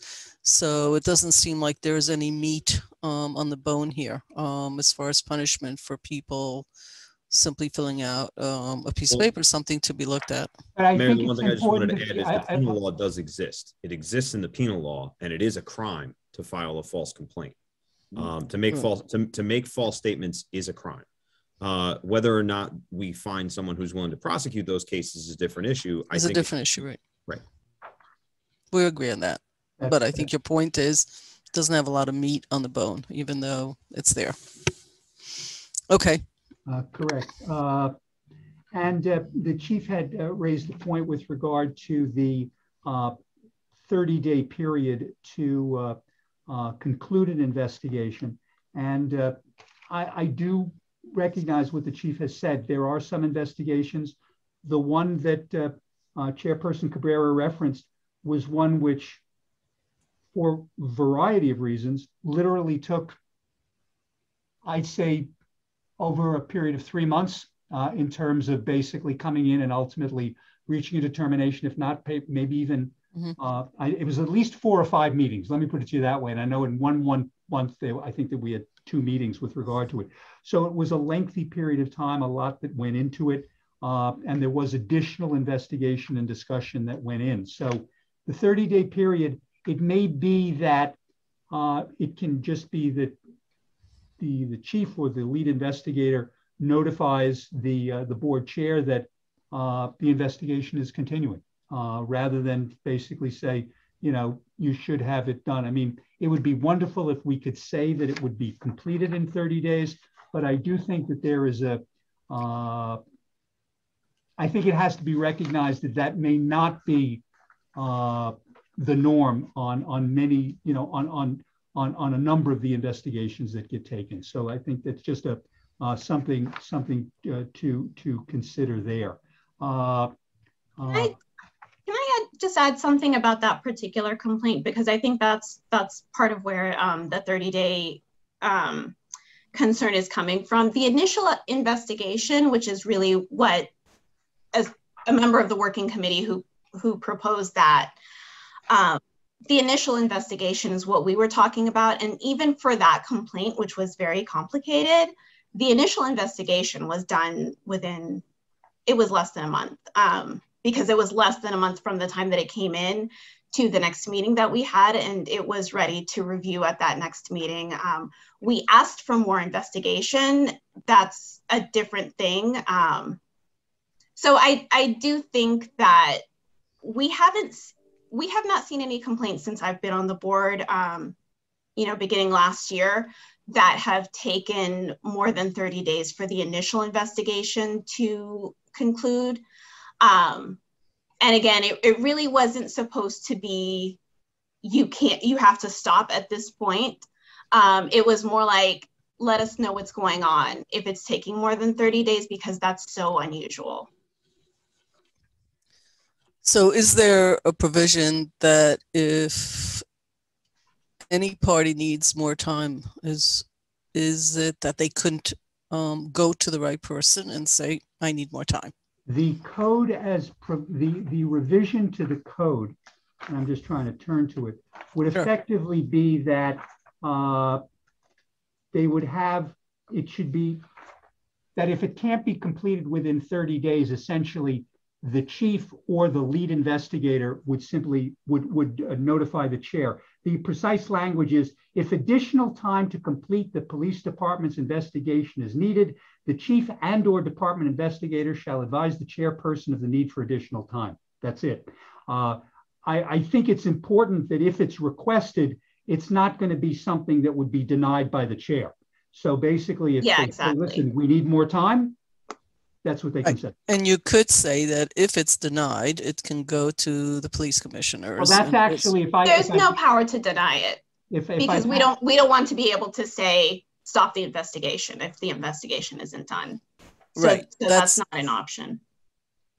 Right. I think when you write these things, though, it's not just for today and because you're the chair and you know this stuff, it's for next year and there'll be another chair or somebody else, and the interpretation will end up. And what the reason we look at the rule of law is because, or anything that we write in policy, is because today we all understand what we're saying, but 3 years from now, somebody's going to interpret it differently than you just did, because you're basing it on your so we don't want to write things where it's very specific to a situation. We want to write things so that there is not a lot of discretion of interpretation, that it's actually narrower than wider in some ways, and with the understanding that, yeah, it should say that it's the chair, and if there's a disagreement, it should go. We can call special meetings anytime, and the chief can call a police commissioner or the liaison, and if the wording is done in such a way, then it's understood 3 years from now when somebody doesn't speak about a specific case, but they have another case going on, that it'll be in there that there's an understanding of the purpose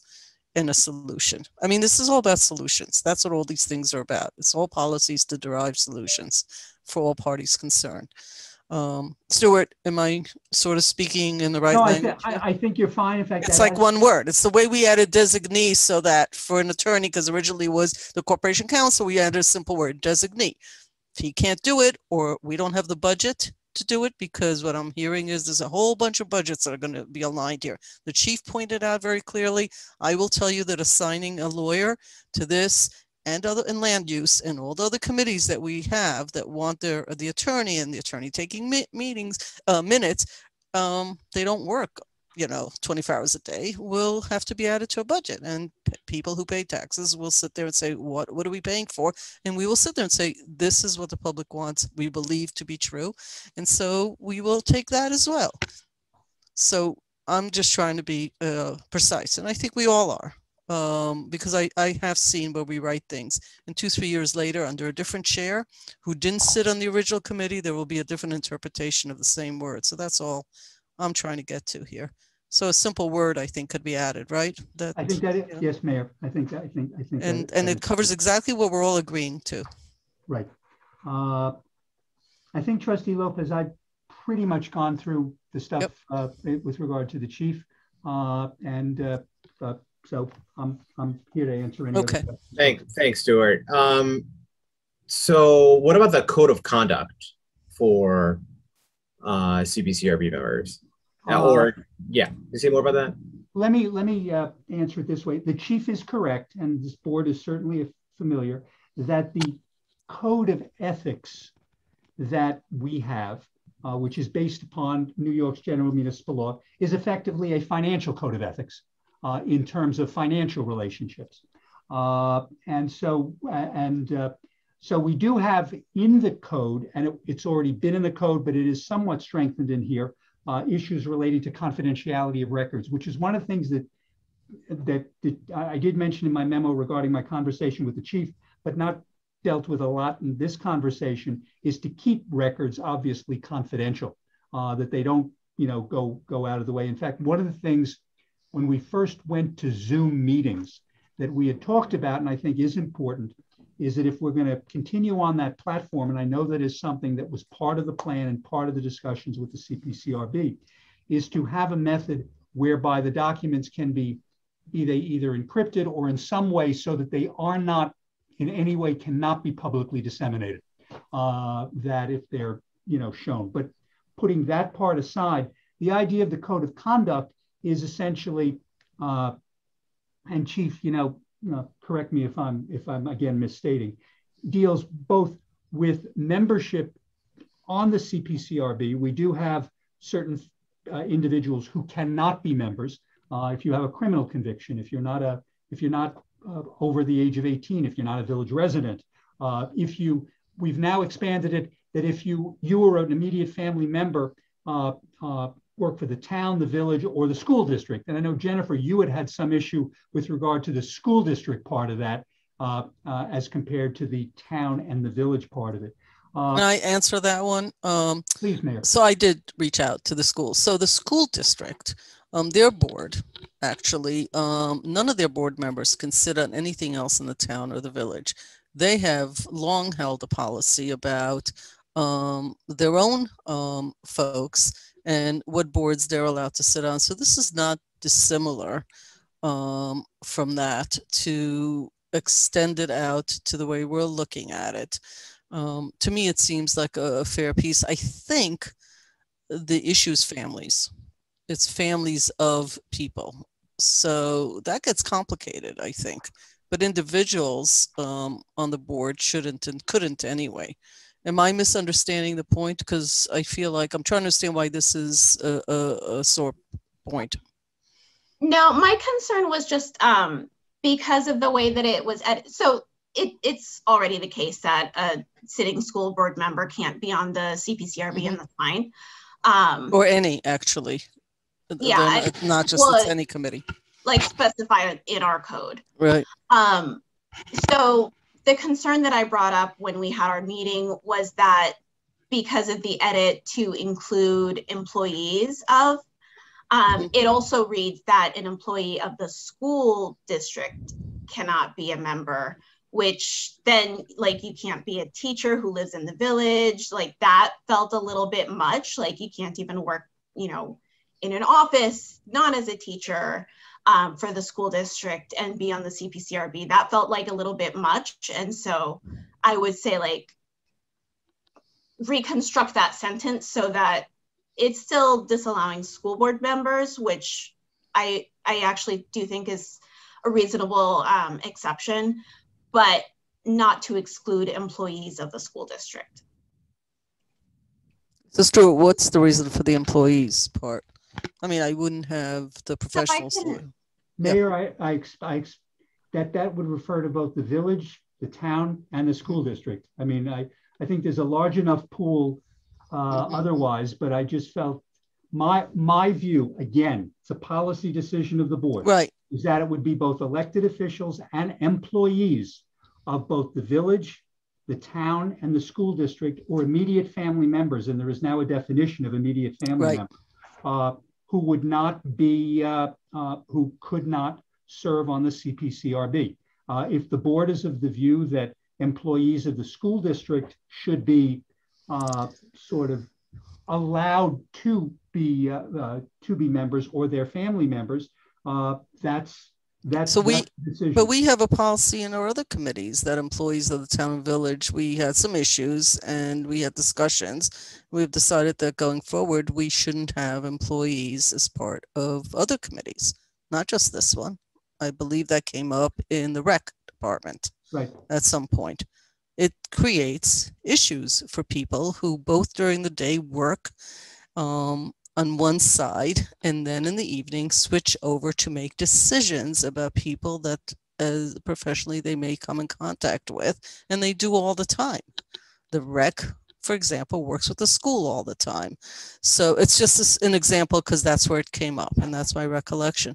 So, okay, that's I think where it started. The families, I think, becomes more complicated, even though there was a definition. Okay, I just want to keep this moving. So that's sort of where that bubbles up. I do want to clarify. I don't have an objection to employees of the village or the town not being allowed to sit on the board, because I think that exactly as you explained. My concern was that an employee of the school district, I think, is far enough removed that they except that there's police in the school system. There are, that's part of, aren't they still employees of the village? But we have police actually inside the school system. It's one of the reasons. Yeah, but they're Austining police officers. Right. Yeah. So but they're inside, they're working together, and I think that's part of where it came up. Oh, okay. That's what I think is where it gets, it's a little gray there. All right. So I mean, I think that's where it came up. All right, let's go on. There's a lot. So I mean, the more we get done tonight, I know we're not going to finish, but we have to have this conversations and it has to be public. So I feel like we're getting through these. So I'm going to let Trustee Lopez continue as we go on, because I think we're going through a bunch of issues that have been raised by different folks. Yeah, thank you, Madam Mayor. Stuart, can you speak to the piece about where complaints are going, what agencies are getting them? Not the 120-day piece, but that first point. Oh, sure. We've had complaints that have gone to the district attorney's office. There are complaints, and Chief, you may know better than I, but complaints could certainly go to the Attorney General's office. You could have complaints that could go to the United States Attorney's Office, which is in White Plains or down at Foley Square, Manhattan. Just that particular way. You could have complaints that could go to the county police instead of the Austining police. So they're different, and that's just from a governmental standpoint, Trustee Lopez. I'm not including that a complaint theoretically could be made to, as the chief said, Neighbors Link. It could go to the NAACP. It could go to a lot of different, if you want to call it NGOs, non-governmental organizations. But and does the village code speak to that? It does not. We don't, we do not, the village code is silent on that in terms of, if someone, files a complaint initially with the district attorney's office or with the— Stuart, can I clarify? So the issue is not necessarily that somebody's filing one of our complaints with the district attorney's office. We have people that choose to file with the attorney general's office a complaint with them. My issue is I need it clarified that if someone chooses to file with another organization, that does not automatically comprise a complaint here. So if you have a complaint against a police department and you decide to go file with the Southern District of New York, a federal complaint, that doesn't automatically become a civilian complaint here in Ossining. It's a complaint there. People have the option and the freedom to choose where they want to file their complaints. Likewise, if you file something with us, that doesn't automatically get forwarded to the district attorney's office unless there's a criminal component to it. So I think what we're looking for is it to be clarified that what is a complaint? A complaint has to be on what form does a complaint need to be filed? And then what's the process for if it's, how many times can you give somebody a chance to refile if they filed the wrong form? Where does it have to be delivered to? Those are the kind of things that it really needs to be. Right now, you can get a form at IFCA, the library, the clerk's office, the police department, I think the NAACP. But you can only file it, but you must file it in one place. You can file it with the clerk's office or with the police department. That's what a complaint is. Now, what happens if there's been questions about what happens if somebody does something different, and why isn't that a complaint also? They complained. But this is a law. This is a specific thing. So I think it needs to be narrowed down so that there's not a question in the future about some document filed with someone else some other time and whether or not that was a complaint. That's what we're looking for. Right. Okay, that's helpful. That makes sense to me. So as we're going around and people are giving their thoughts, my thought would be to specify it so that it's clear where what's a legit complaint in order to avoid confusion from anybody complaining in any other place and thinking that that's then going to naturally get down to or up to the police department. So that makes sense. And folks can give their thoughts on that. There's some of this that we have already addressed, and that makes sense, like who's counted as a police officer for these purposes. And there's some of this that there's an agree to disagree because I don't think that we have a consensus around. So, for example, should OPD members remain on the CPCRB as voting members? I personally, particularly given the fact that we currently have officers on there that have a pretty good relationship with the CPCRB, that it's evidence of how it could work. I'm in favor of having them continue to be voting members. I don't think I have the numbers on that. It is what it is, but them being on there as non-voting members seems to be the consensus of where we have landed. The code of conduct piece, the reason that comes up, and we didn't quite fully answer that, is because hold on. Can I So we had this conversation many times, both the trustees, the committee. At some point, I actually don't remember which trustee said what, although I somehow feel that it was a unanimous decision that they be non-voting. That's my recollection. I guess somebody can correct me. But I thought that when we went through all of this was a debated issue. And at some point, you have to wonder if you ask a group of people to come together, and there is a pretty strong agreement, not 100%, but after much discussion, that this is their recommendation. We did not accept all recommendation. I thought that on this particular one, where the fact that they're voting or non-voting is not the breaking point, that in fact, the committee can ask officers to be involved at any time if they need more information. That offers, there's no wall here. I mean, if police officers want to reach out to the chair wants to reach, or any member, I thought was allowed to. I thought that there was agreement, because I, like the ostrich, who has no ability to ever walk backwards as an animal in their evolutionary cycle, I believe that when we start going backwards, we're never going to move forward.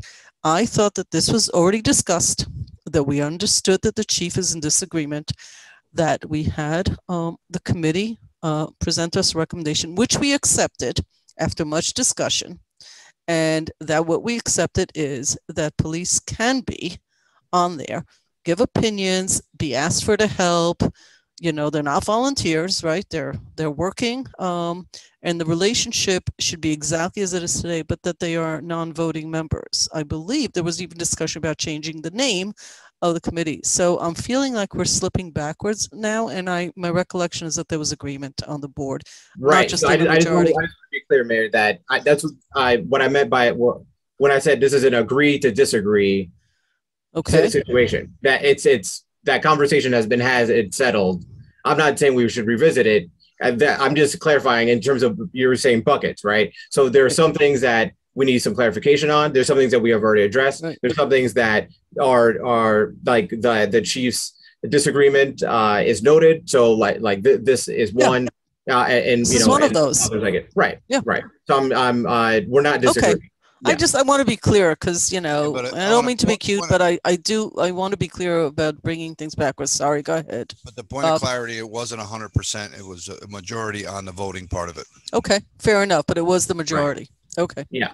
Fair enough. Yeah. Okay. So the code of conduct piece,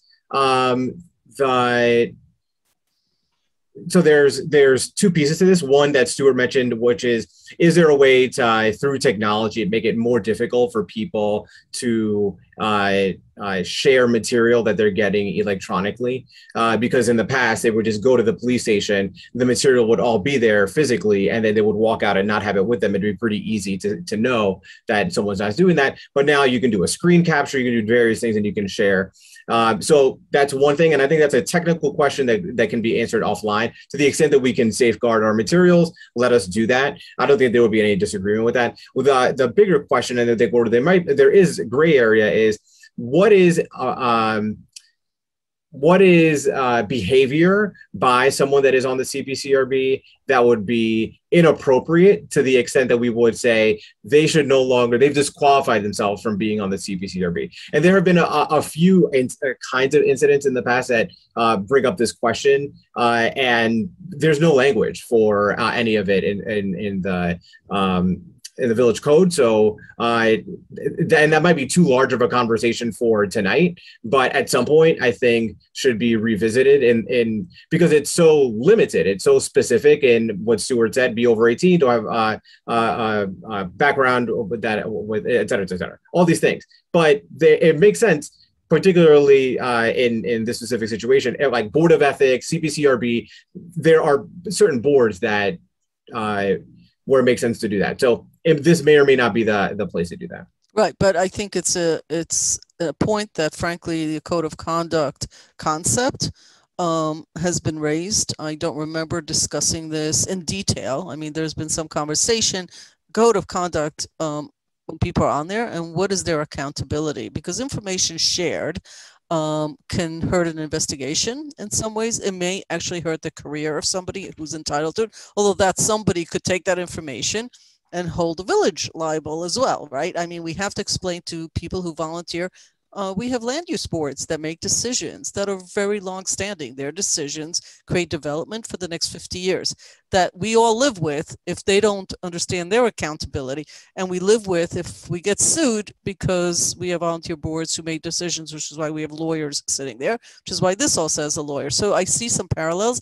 I think this one requires us to take it offline and put a lot more elbow grease. I agree with you. I don't think it requires a discussion tonight, but out of a lot of things that were brought up tonight, that's a big one. The accountability, it involves people's careers.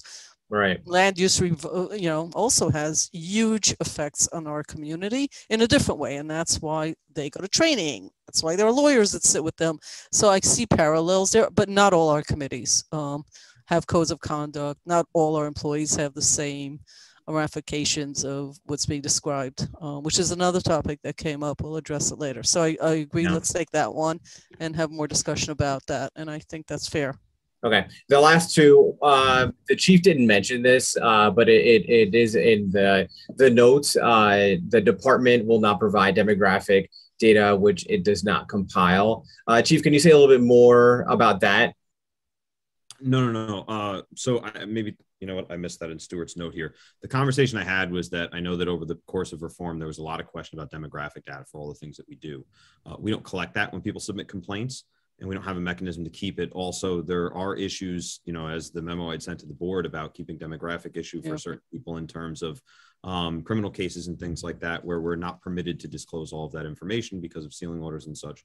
I just think that if the board puts that in as a requirement, I don't know that we have the capacity to be able to collect that data and report on it accurately. Got it. Okay, thanks. Stuart, is there anything related to demographics in the proposed local law? No, I think, no, there's nothing with regard to that. So okay, so we're good there. Can I actually mention something about that? So that ended up in the plan because, and this still needs to get approved, but we've been working on an updated version of the complaint form where the complainant can, if they want to, provide demographic data. So then the idea would be that that annual report that gets created every year would include that data. If they don't disclose it, they don't disclose it and we don't have it. But it would be the complainant's choice. Would that be just the complainant about themselves? Yeah. Okay, so this not, have, not the officers. So this is going to be on your new form, supposedly. Who's going to collect that data? If you're putting it on your form, you're going to be responsible for that? I mean, the form, when the form is completed, you're putting this demographic stuff on your form. All right. Yes, so that's you're interested in the official form. Correct. So, it so gets let me finish, please. Let me finish, please. And the chief. So now I'll finish. So you're collecting this data. It's on your form. So you will have that report at the end of the year then. I mean, we do that report together, but it is information that we would both have. If I understand, you're Bob, not answering my question. No, you're not answering my question. You're asking for another lift on a department. All right. No, I'm not. I should put it folks, in the report. Folks, may I please? Missing the point. May I? There's a form. You're going to add a box that says, are you X, Y, or Z? Is that what you're talking about? Adding that on the form. And then the we form all has have many things on it. Yeah. There will be one more box. Stuart, how many complaints do we get a year? We're up to 6 this year, Mayor, and we're already 6. So far. We're in September and we have 6 complaints. So you're talking about a dozen data points on the average. There'll be more because police reform has become a front page issue.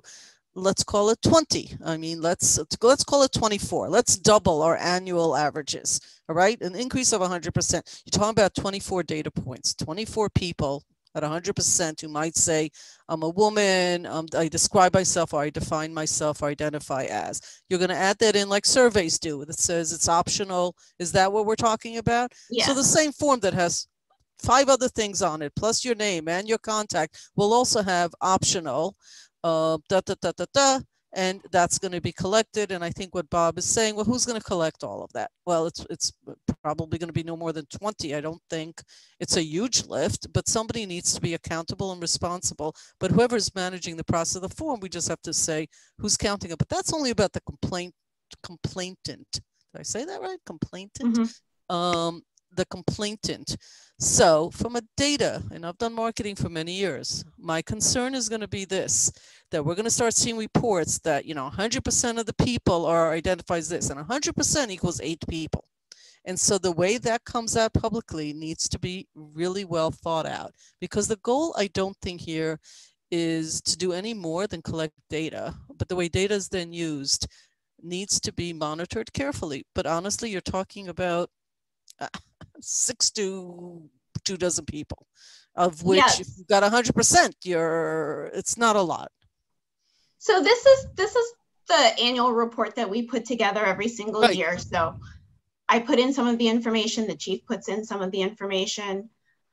What gets sent out is there were like 5 complaints this year. Right. This is the number of findings that were substantiated, unsubstantiated, all of that. So the additional thing that we would be saying is this many came from people who identified as African American. This many people said they were Latino. This many people didn't identify. Right, and these many people opted not to fill in the square, not to fill in the answer.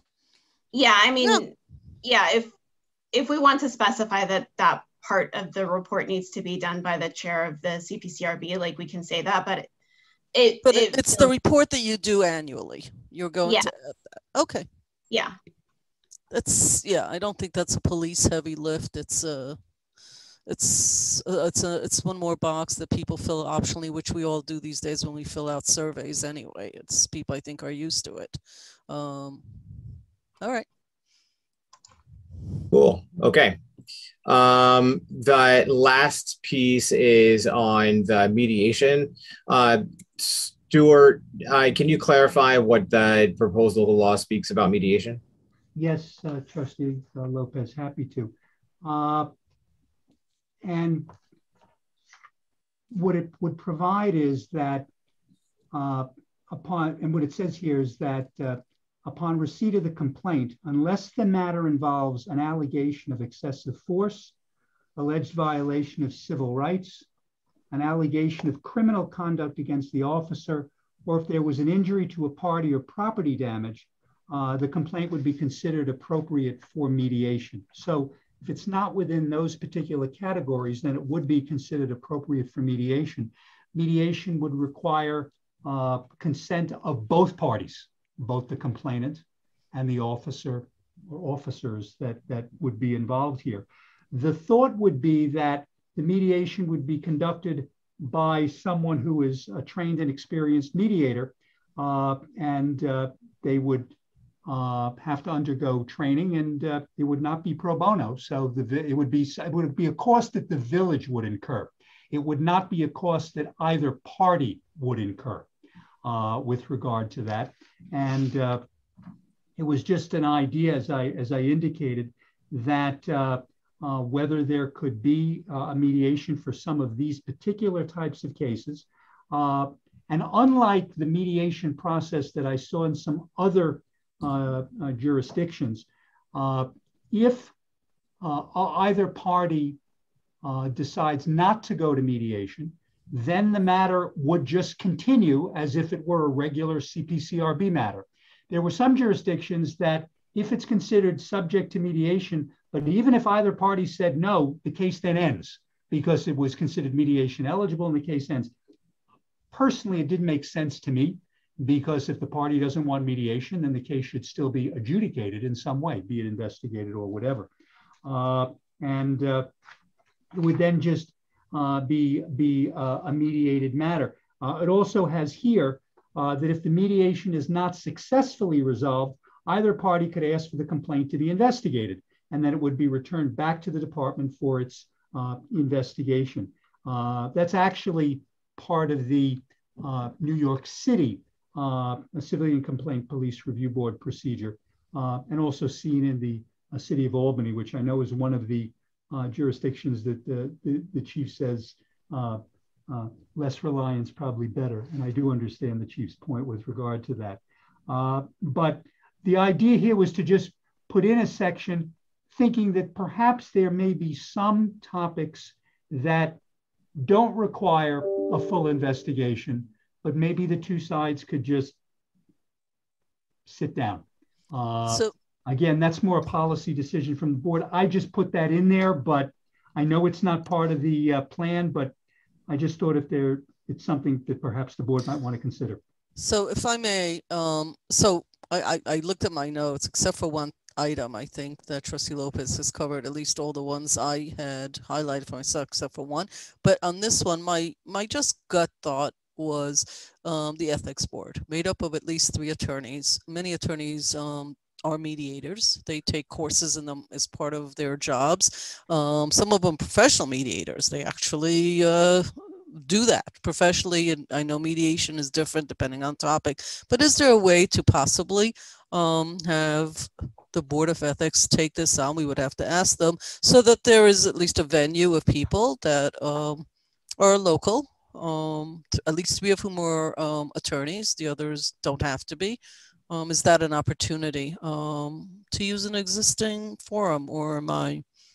It's something to consider. My immediate reaction, Mayor, and I'd have to think more deeply, is I'd rather keep it separate from any village board. I think it might be best if it was outside, independent, having no connection to the village at all. That doesn't mean that that's not a possibility. Right. And to be clear, our Board of Ethics do not actually have to be from the village. We've actually extended the net. Similar reasons, by the way, to the obvious conversation here, because as the chief did point out, most ethics, not all actually, but most have to do with financial issues. Does somebody financially benefit from doing X, Y, or Z? But the people who sit on the Board of Ethics have much wider range than looking at that. If we instructed them or asked them, I think it's worth looking at because, hey, it's an existing form, and many of them attorneys, and they sure as heck are not, and they're very experienced attorneys. They take the stuff very seriously, and they understand the gravity of these things. So I'd like to at least, unless somebody sees a different downside than what you just stated, to at least give it some thought. Yeah, so I like to create, so there's one thing that I like and then one thing that I don't like. So what I like is that it makes it so that the complainant has an opportunity to get almost a sense of closure because they're able to actually talk it out with the officer in a structured way. And I like that because the way that it exists now, something happens, you make a complaint, and then maybe you'll hear what the result is, but you don't really get a sense of closure beyond that. What I don't like is that it does muddy the water somewhat in the way that the chief mentioned in who gets to determine, like, so I guess the way that it's structured, the way that Stuart said, like it's a sergeant, someone would present it to the complainant and the officer as an option. And if both don't agree, then it goes to the CPCRB. I think with the relatively low numbers of complaints that we're talking about, it seems to me like keeping the structure that we have makes sense. It's not like we have 200 complaints and this is a good way to deal with 50 of them so that the CPCRB could just focus on 150 like the most complicated ones. The numbers are pretty small, so my instinct would just be to keep it as it is, but I'm open to what others have to say. Well, this is the one thing that struck me was that it seems like a complaint rises to the level of being considered by the complaint review board or it doesn't, you know, and when you start creating levels, I don't know. I mean, it may be that the system, I mean, in terms of getting closure on your complaint, yeah, you know, that would be nice. But when someone files a complaint, you have to decide if it rises to the level or not. And if it doesn't, you know, then it doesn't. And I think that, yeah, because having the Board of Ethics work on that, I agree that starts pulling in other boards. And, you know, I think it's best to keep this in a silo for some reason. It's hard. I mean, look, we keep the land use boards are very different than the other committees. It's not unusual that we keep things in certain lanes. It's what you're saying makes a lot of, I mean, I get it. The other thing, what was I going to say? It's hard for me to comment on this because, to be perfectly frank, if I may, I just don't have a lot of knowledge. I have never seen the review board in action. I have never seen a complaint that's been filed. You know, for something like this, I always go with my gut. And when I don't have exposure to what the real issues are, it's hard for me to actually arrive at a conclusion. Now, I do believe I did vote to have the police be non-voting members of the review board, but I can fully understand that perhaps this is a collaboration. Now, I don't know whether there's a way to split the difference where you have one police officer who votes and one who does not, you know. But I'm trying to remember that the compelling reason to not have any police officers as voting members was in Jennifer, can you refresh my memory to retain a level of objectivity? What was it? Basically, the idea is that our police department is so small that all of the officers know one another, and it's really hard to make a decision on somebody who you know very well. Has that been the case? I mean, I don't know how specific I can get, but in general, the officers have tended to share opinions, and sometimes the rest of the board, the civilians on the board, agree with that opinion, and sometimes we do not. But I can't think of a situation where we had, and this is from 2020 until now, and all of half of 2020, we weren't actually reviewing complaints. I haven't seen a complaint where the two officers who are voted differently. Okay, so they tended to sympathize with the officer who was named. May I just have to say something, because I know this really may not be my role. That's actually unfair. I don't think the word sympathize is correct here. I think it's important to note, and I will not go into specifics, the board voted essentially the same across civilian and police. There was really no distinguishing on that. So while everybody had a free and open exchange of opinions, I think it's unfair to even imply that there was something in terms of how the police members were either viewing the matter or voted, because if you actually looked at the voting patterns, there simply is no difference, and there has been no difference. That's been my experience. I just wanted to make that point. Right. So I think even the way it was stated, it's sort of a personal judgment, and in fairness, Jennifer, I know you're just one person, you're the chair, and we meet with the chairs on all the committees. But I think, Dana, to your question, I mean, even this conversation is, at the end of the day, is based on data, but also feelings, right? Like, there was an overwhelming feeling of people who were volunteers, some of whom knew a lot, and some of whom were totally new to the concept, as you just stated even about yourself, and you probably know more than you realize. But as I hear everybody talk, people have to have a premise. And I guess the question that we landed on last time is, why does it have to be voting? Why can't the police be highly involved but not vote? So to me, it's the voting. It's not whether police should be involved.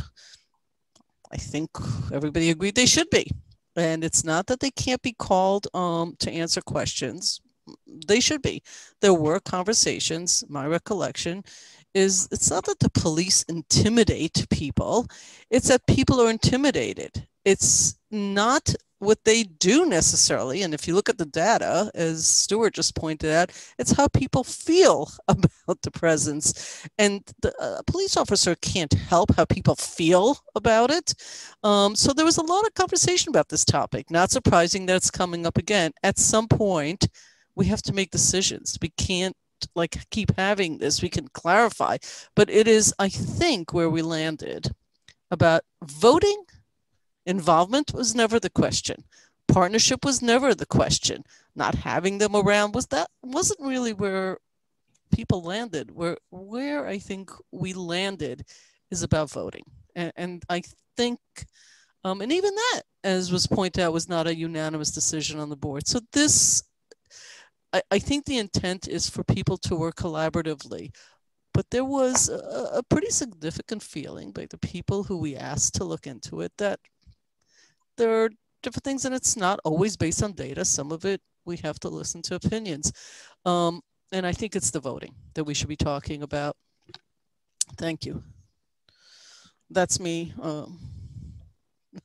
just thanking somebody, sorry. So anyway, on I just want people to think about that for a minute.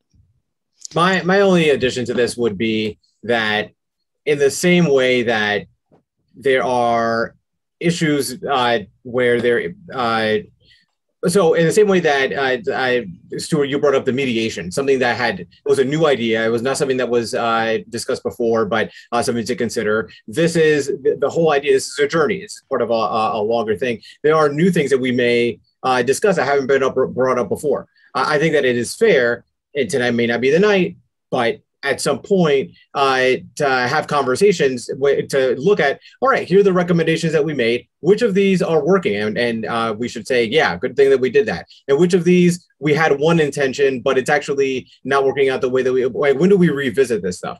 And with this, I think that the challenge is one of the things that Jennifer mentioned a million years ago when we were having the conversation during the actual discussion about these recommendations, which was, this was not a recommendation meant to address a current issue, but a recommendation meant to address a potential future issue with potential future members of the CPCRB. And that's where I had an issue where I'm like, if that becomes an issue, then let future boards make that change and have the police be non-voting. But if the police now are acting in good faith, and there seems to be a good relationship, and they're outvoted 5-2, so that even if there were a case in which there wasn't a unanimous decision, it would already be outvoted, then what's the issue? Why are we making a change for a potential future issue? That wasn't a popular take. I didn't get the numbers. It is what it is. But my feeling is, if we're not actually solving an issue that exists, and we're just ostracizing people that we know are doing a good job, the police officers that are on there doing a good job, why not keep them as full voting members? To me, that's a whole difference between there are 5, and the numbers may be off, but like there's 5 civilians, and right now there's 1 alternate, and maybe we're saying maybe 2 alternates. What's the difference between the alternate and a full member? You can vote, and like that's a big deal. The fact that you can vote, it means something to people. The ability to have on record how they came down on a decision, and for police officers to be able to have that, to me, matters. Okay, so if I may, as chairing this meeting, I'm going to table this one because in this conversation I'm hearing that while this was discussed at great length, the majority vote, I mean, I know how you voted, Omar. I remember Bob. I don't remember Dana, and I don't remember Manny. So, although I did just try while you were talking, I can't get to the right dates and the meetings. Let's table this one because this may change, and it gives also the chair time to also think about it so we can move on because we have other things on the agenda. There's no other way to have this conversation for people sitting there going, I can't believe that you're spending 2 hours on this. Yeah, we're spending 2 hours on this because guess what? A, it's important. B, it has to be done in a public way, and we're having a public meeting, and that's what work sessions are for. And we're getting some things done, not getting 100%, but this one I think actually is looks like a rethink by the board. It seems like that to me. That's what I wrote down. I think that's a fair statement. If we took a vote right now, I don't know which way the majority would go, but I think it needs to be thought through a little bit more on all parties concerned. What's the next topic? So, sorry, Manny, go ahead. I didn't see your hand. Sorry about that. That's okay. No problem. I thank you both, Omar and Eureka, and definitely the parties that weren't being involved. Obviously, there's more people that have been working on this more diligently than some of us on the rest of the board. So there's a lot it's a lot of things to take out of this, and especially the policy that was sent out, the email that was sent out by Stuart, and some of the stuff that the chief mentioned here. There's some items that I think, and I know we mentioned the Board of Ethics, and I think at some point we should look at it in a different perspective, because I know we have used, the village board have used, and even Stuart has used the Board of Ethics in a different capacity, that sometimes we ask for advice of something, to clarification of something. I think due to some of the stuff that was brought up here today, I would like to rethink how we can utilize their knowledge, not just for this particular board, but for other areas within itself that I think could be unique into that. And you're right, Omar. We are looking for something that not what happened, not what is happening right now, but we try to look ahead, like you mentioned. We're trying to look ahead with some of the stuff that we are trying to put together. That's the policies that I think we all have. We always do that. We try to put policies in place, looking at the next 5 years, at least, the next 10 years, and how does that accomplish to that? You know, I don't want to go into too many details, but, you know, I agree with some of the stuff that was here with the chief, some of his concerns. You know, I would like to learn a little bit more and what that means. So I'll reach out to you, Jennifer, and I'll at some point, maybe tomorrow, Stuart, I can ask you questions in regards to some of the stuff in here as well. I don't want to take too much time on this topic right now, but I need to educate myself a little bit better. And I know we're going to have more discussions on this to iron everything out. So I thank you for all of them, all of you guys that did all 99% of the work for this. So I appreciate that. Thank you, Mayor. Thank you. I'm sorry, Omar, do you have more? No, almost. Okay. All right, Stuart. I don't think I put it in writing. I'd asked. Most committees have vice chairs. I don't think this one has a part of its set up to have vice chair, does it? It is now in the code to have. Oh, one. it is already. I didn't see it as part of this. So it became part of the code. Thank you for adding that in. That was one of the question marks I had. That's already part of the code. Okay. I'm sorry about that. I had asked Stuart months ago. I just don't remember the answer, and it's not in here. And the chief brought up about complaints. I think that we need to be clear about complaints for sworn officers. So I now understand, and I think most of us and all three attendees understand that a sworn officer is the officers that we're talking about, but there also has to be a way for complaints about all the other folks that are in the police department, because I think most people and most consumers and residents look at the police department as the department. So if, for example, there's a problem with the rec center, they call the village manager because those folks report to village manager. I just think there has to be some clarity, not only about sworn, but that the rest of the department should go to whoever they should go to as complaints like every other department. And I just throw that at you, Stuart, to find a way to put that in. So people go, okay, so these are sworn officers, but these 5 people, some of them have uniforms, some don't. I call the chief or I call the sergeant. I put a complaint that is not a complaint for this committee. That's not the same thing. And it becomes difficult because in some of the other departments, it's simply a call to the village manager's office with a complaint about, you know, the garbage or an individual and that they were rude, or many of the calls we get actually about rudeness. It's not really about a legal issue about what one would say goes to mediation. I mean, it's just about how someone talks to someone. That's really some of the, we don't actually get all that many complaints, to be honest with you, about any of our departments, but when we do, it's generally rudeness, which is not something, it's something that goes to someone's boss. For all of us that work, we know if somebody wants to complain about us, they go to our boss. And so the police, in that sense, the non-sworn in, that's a differentiator. And I think somehow we just need to sort of state that for people so they understand the difference. Yeah. Can I just mention on the mediation piece, that was something, and I feel like I can say with certainty that most of the board agreed that was a really good idea. We actually do get quite a lot of complaints that are fairly minor, and where I think that mediation would be a nice way to handle it, and sort of promote a better relationship with the officer instead of this, like, you know, sort of behind the scenes, like we make a decision and then like you hear about it as part of like the annual report. Although I think we're talking about telling the complainants what happened. But I actually really, really liked that piece. And I did appreciate the fact that it is something that the CPCRB still gets. We're the ones who look at it, you know, once it's decided that's eligible for mediation, we're still looking at the complaint itself and we say, oh, okay, yeah, this one should get mediated. Or we say, no, this is one that we should, you know, we say this is one where we can offer mediation if they want it. And if it doesn't seem like it's appropriate, even though it meets that, you know, initial criteria of being in one of those categories, then we still review it as normal. I really liked that idea of flexibility.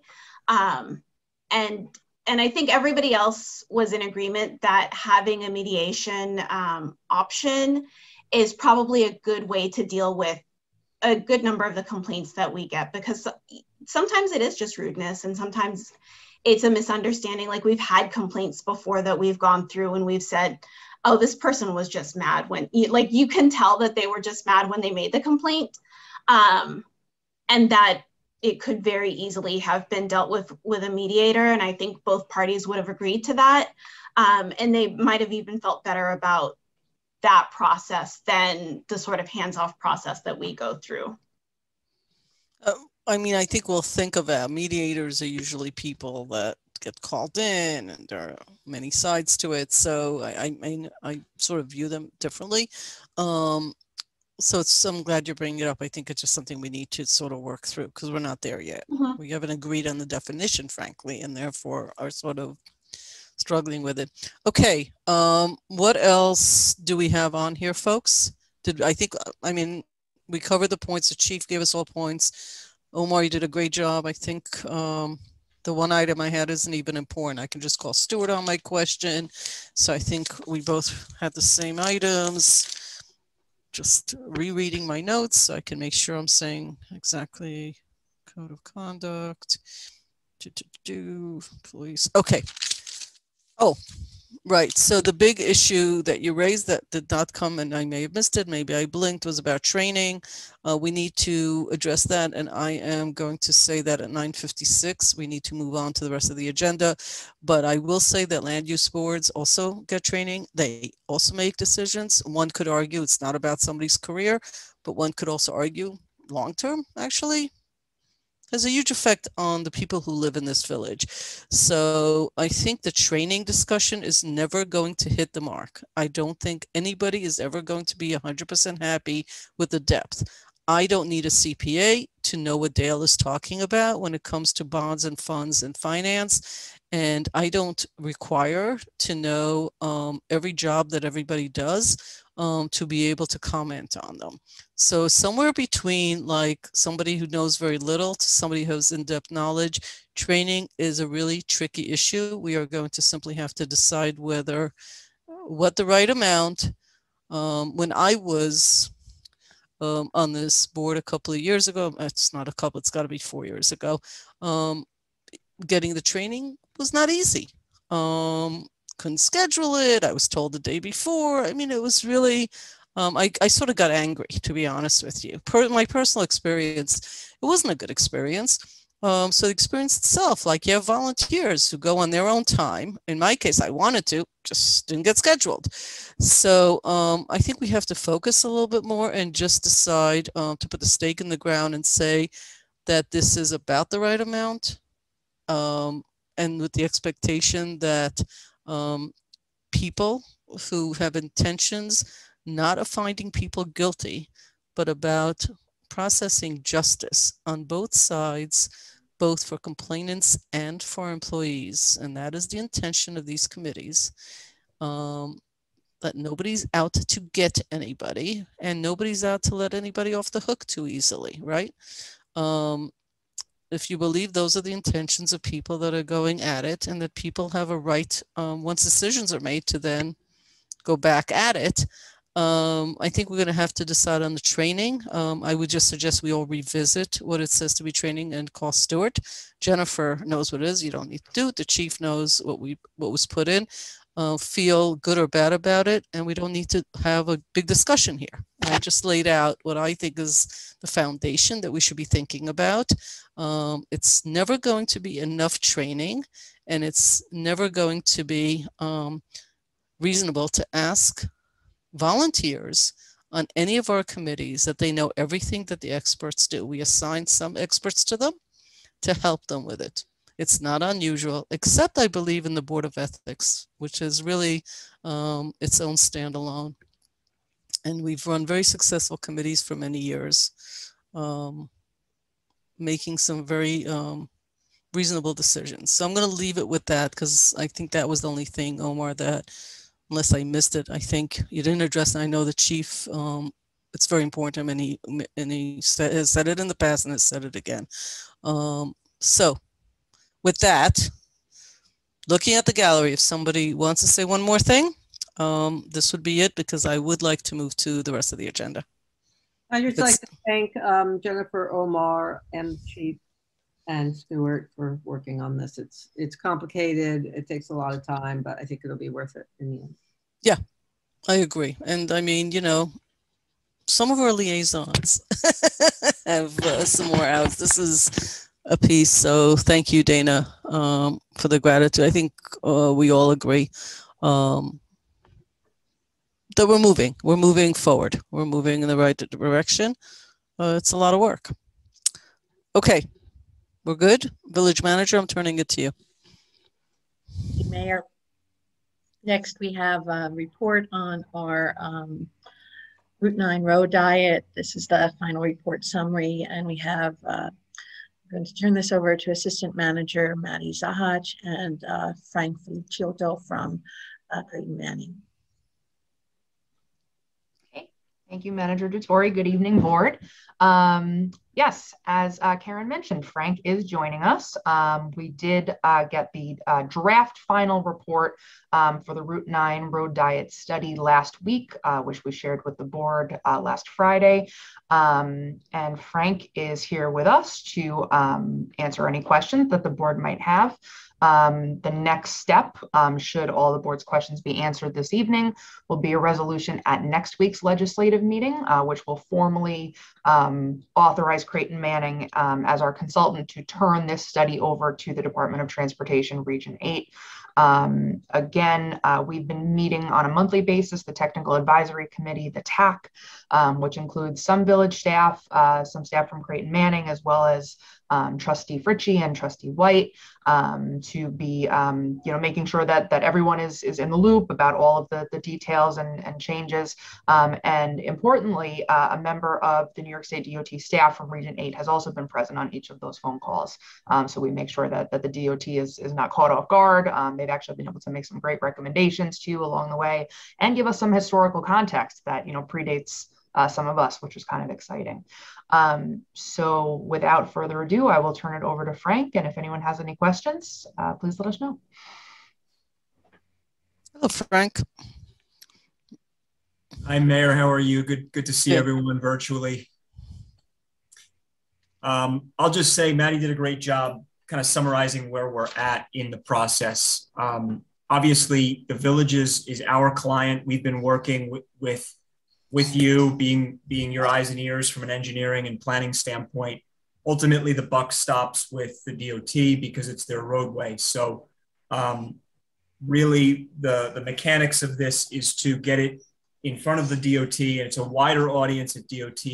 We've had, like Maddi said, a gentleman who's been basically at our service on a monthly basis. He's been wonderful, but it will need to go to a wider audience at DOT once we turn it over to DOT. So the expectation is that DOT will review it.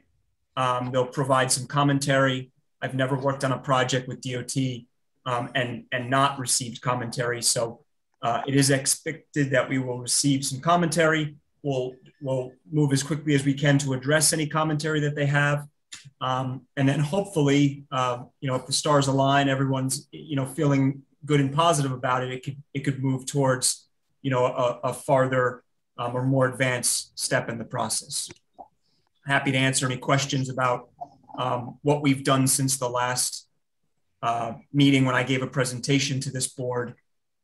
Really what you see now is a more cleaned up document, a complete conceptual set of plans, all of which, would be sufficient to get DOT to start reviewing this a little bit more granularly.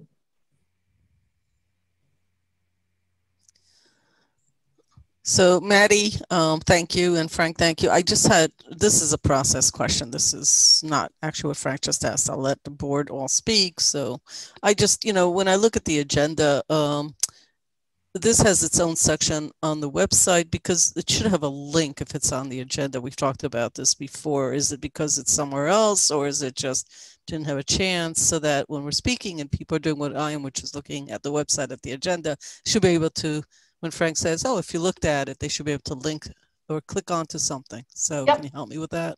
I think there are two reasons, if I may, Frank. The first was we were waiting for the board to get their comments in and see if there was anything that needed changing before it went to the website.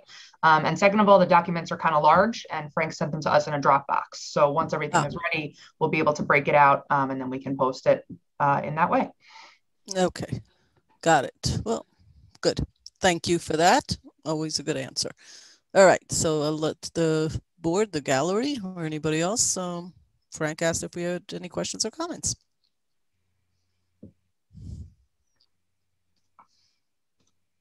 I might use the silence, say yay. Nobody's chiming in next on the agenda. That would be fun. I just want to know what's needed to get this moving. I think it's going in the right direction. It's I'm literally not seeing board members chime in, so it's unusual. I want to make sure that we're all good. We've gotten a lot of input. I don't think me and Dana won't have much to say because we sat through the whole thing. So you three need to ask questions if you want to ask. I don't have any questions. I'm excited. I just want to get this thing done. You know, it's been years on the making, and I'm just more than a decade, Manny. Yes, definitely before me being in the board. It's been a long time coming. So I'm just gonna cross my fingers and hope for the best. Yep. I got to see it go, come back. So I'm not predated on that one. Okay, so this is great. And actually, from a process, having done projects in my life, this is a great, the reason there's not a whole lot of conversation here is because at every step of the way, lots of sunshine on this project.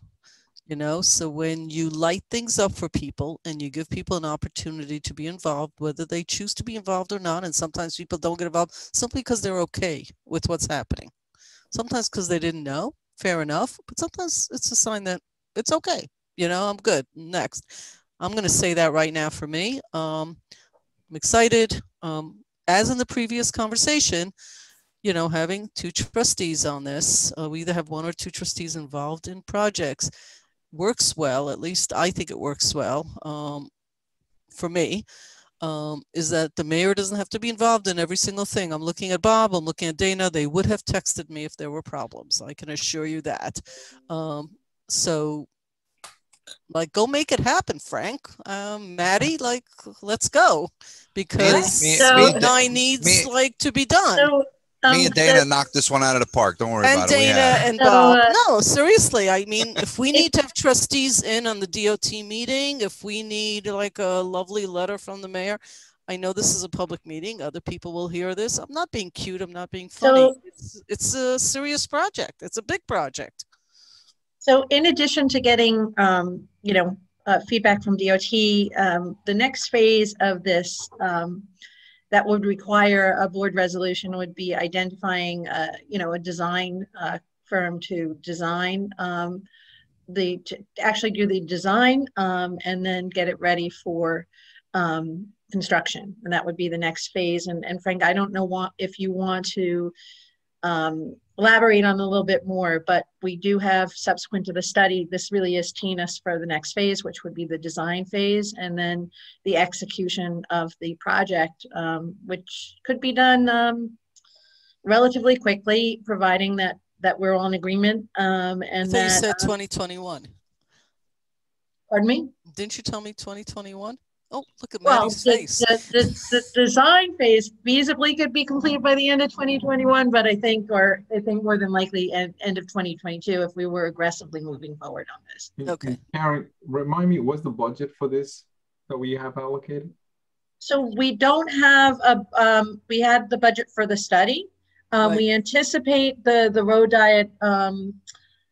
I believe this was including the design work, would be about $2.5 million.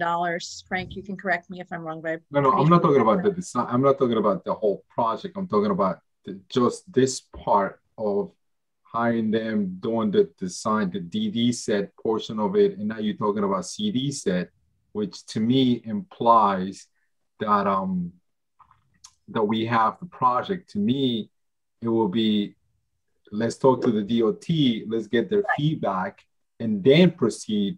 No, absolutely. In a way. Absolutely. So I'm not, and even to me, it's like that, the CD set, because, and I guess we can have this conversation, and maybe Bob or Dana or anybody else on the board feels that, because this is not, yes, is an Austining, it will be an Austining project, but this is not an Austining property in a way. So we're putting a lot of money into something that we do not own, but we want to improve. So I want to make sure that what, you know, if we're going to be spending money in a CD set, because that's not going to be $1,000. No, absolutely. The first step would be meeting with the DOT, no, without question. Right. But if we want to go to completion, I'm just sort of alliterating what we need to do. I understand, but that's what I'm saying, because we're not going to be getting, the DOT is going to say, yeah, great, you know, you guys going to give the CD set and we're just going to mark it up. It usually, you know, when a client comes in and, you know, it doesn't work that way. You know, we're doing a project and a property that doesn't belong to us. And I get that we want to push forward, but I want to make sure we are, you know, somehow, you know, they need to pay for something. Someone else needs to pay for something else as well. We cannot just pay for the whole project ourselves. And that should not be fair either. So. Right. I think there's an understanding of that, and I think you're going to involve Sandy Galiff in this, continue to keep her in the loop about what's going on and all of the state folks. Honestly, Manny, we have to see what it looks like. It isn't our property, but you know, the people that live here are affected by it every single day. And I mean, there's not a week that goes by that I'm sure you all do the same thing with the emails you get.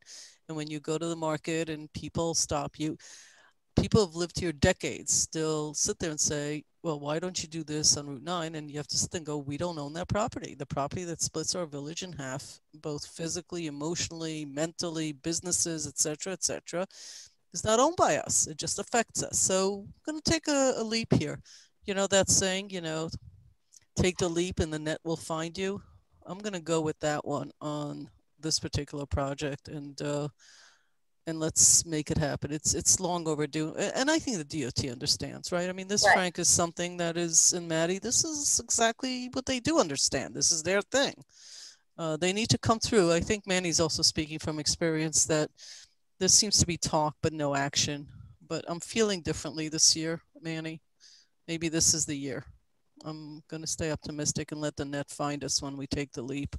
We have had the DOT involved in all the calls, so they're very close to this project. I think that maybe is a little bit of a differentiator from the past.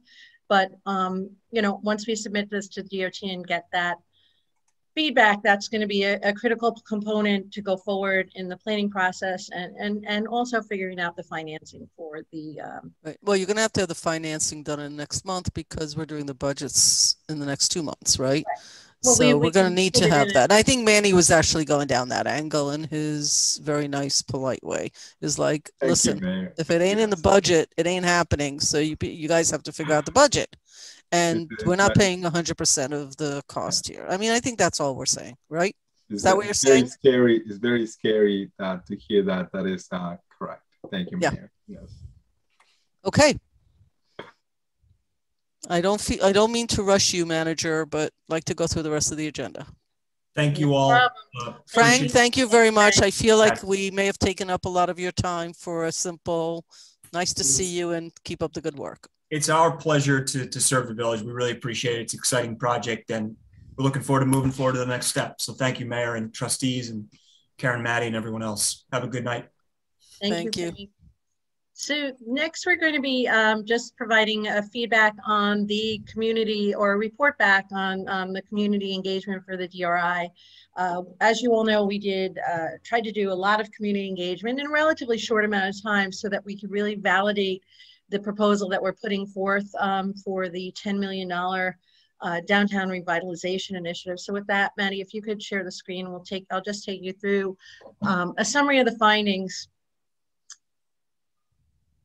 So I'm going to go through this quickly because we are going late. I think a lot of this is review for you. Yep.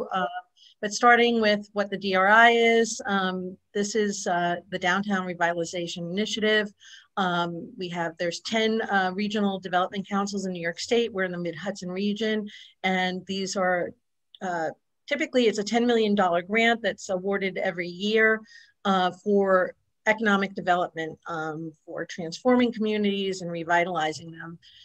This year, because there was no award in 2020 rather, there will be either two $10 million awards or one $20 million award. We are applying for $10 million. The next slide, please. So we did a survey online. We got 290 respondents, and we had 11 multiple choice questions. So who responded? We had a lot of people, as you would expect from the village, but some town residents and other people work in the village. So nice cross-section of people who are interested in the well-being of the village of Ossining. The priorities that were listed, I don't think are going to be a huge surprise to any of us. We've heard this again through our other engagement initiatives that we've done over the recent years, particularly our comprehensive plan, but what people care about, what they want to see. We love our river, so greater recreational access to the Hudson River, more outdoor recreational amenities and improved parks and nature trails, etc. Walkability and bikeability comes up all the time. People really want to have a well-connected community that they can get around in easily. Enhanced public space, arts and cultural events are really important in Ossining and to Ossining residents and visitors. Preservation and adaptive reuse of structures. We have a lot of great architecture here and people really want to see that preserved. Employment opportunities, as well as alternative transportation modalities, trolleys, e-bikes, etc. Expanded indoor recreational amenities and program offerings, and increased parking, of course, in the business district, and diverse housing opportunities. I don't think any of this is news, but these are the priorities that we hear again and again and again, so this revalidates the direction that we're going in.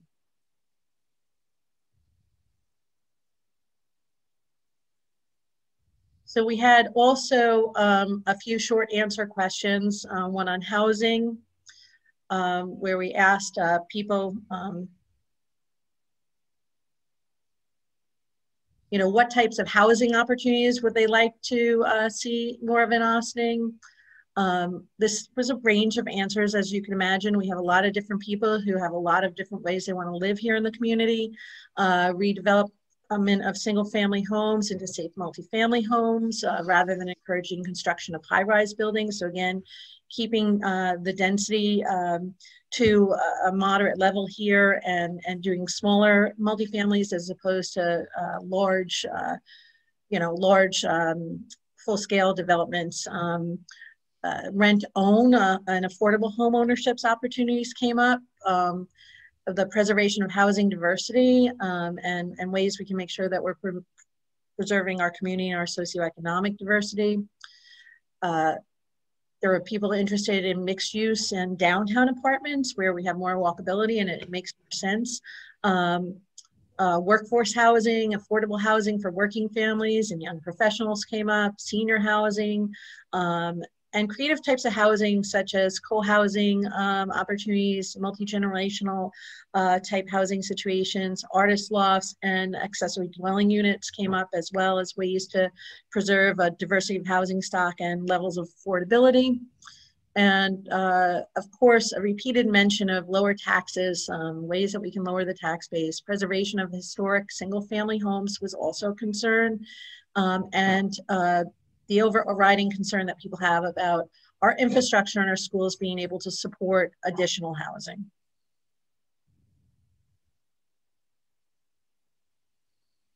We also asked what types of employment opportunities would you like to see more of in Ossining? So retail, small business came up, restaurants, hospitality, employment in arts and cultural arenas, better paying jobs, of course, cooperative co-working spaces for entrepreneurs, businesses that will hire locally, opportunities for teen and young adults, including apprenticeships and training programs to encourage retention in our community, and larger businesses, anchor businesses, I guess, if you want to call them that, chains, to lower the residential taxes, reuse of waterfront factories to attract tech and light industry and STEM businesses, and green jobs in the environmental sector. So.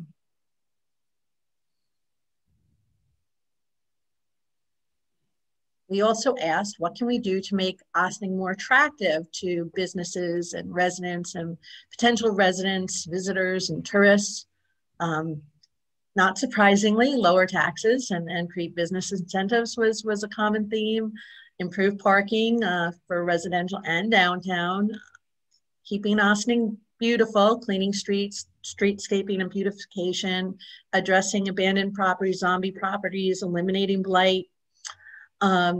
Advertising and investing in historical tourism and restoration and adaptation of buildings for different uses, diversity of retail, diversity of restaurant offerings, capitalizing more on our waterfront and improving more public waterfront access, encouraging the arts and entertainment and entertainment venues, supporting public art, local economic development agency business ambassadors was something that came up too. So this speaks to our plans to set up an LDC and expand economic development capacity as an extension of village operations, more public spaces, more outdoor events, cultural fairs, outdoor dining opportunities, and investing in downtown, the waterfront, and intra-village connectivity.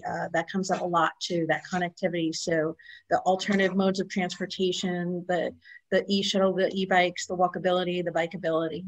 Why is that highlighted? Why the rest, none of the other ones are highlighted? Why is that one highlighted? It came up constantly. That's why it was highlighted. It really was something that comes up in almost every comment, along with appreciation of diversity and a few other things, but we did highlight that because it is increasingly something more people want to see. Actually, I don't see appreciation of diversity almost anywhere so far. Diverse business is not the same thing. It's coming.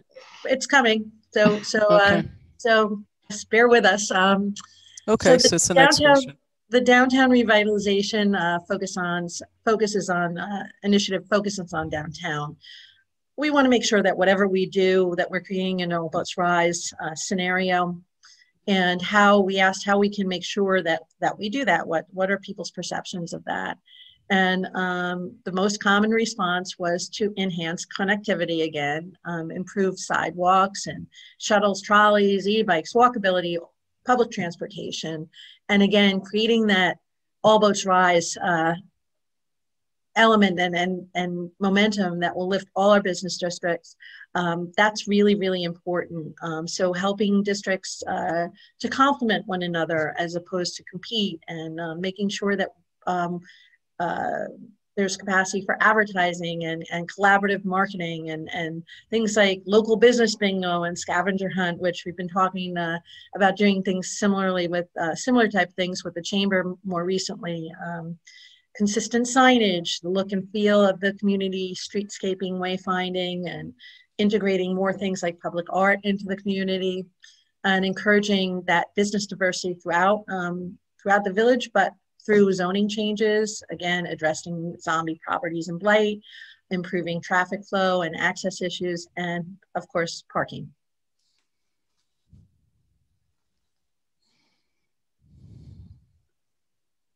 So what are the three greatest assets, and what are the top three things people would like to see in Ossining? Nearly every answer included diversity. Okay, now I see it, okay. It was there. So some specified ethnic or socioeconomic diversity, as well as the diversity of our waterfront. And the business diversity, other things came up too, but diversity, there is always an element in most of our outreach, and it came in this too, that people appreciate the diversity of Ossining, the diverse types of people, the diverse socioeconomic groups. The fact that we are not homogeneous is really seen as an asset by most people. Our public library and our school districts, our science research program are seen as real pluses. Various parks and trails, our Wishney Park, Sing Sing Hill Greenway, Nelson Park were mentioned, our beautiful green spaces and Hudson River access are, we have for a community our size, a lot of outdoor recreation opportunities, proximity to other river towns as well as New York City, and the convenience of being a fairly express hub on the Metro North Railway. Strong community spirit and a commitment to volunteerism. We are the volunteer-oriented town. Reputation for being an affordable river town. And the village's rich history evidenced by its architecture and in many cases that small towns feel, that quaintness that people like about Ossining, and reason we often get people telling us they want to film here. And also potential, in many cases, people want to talk, are getting jazzed about downtown, but would like to see more new retail and dining opportunities. The top 3 2C common themes are connectivity, green spaces, parking diversity, and retail and restaurant type, more investment in the waterfront, beautification, streetscaping, cleaner streets, additional code enforcement, arts, cultural destinations, performance venues, and improved sidewalks, safe housing, an outdoor pool, and public events, public arts, taxes. So these are all typical, all things that came up, but everything followed. It was pretty consistent, and again, pretty consistent with what we've been getting through other community engagement efforts that we've done more recently.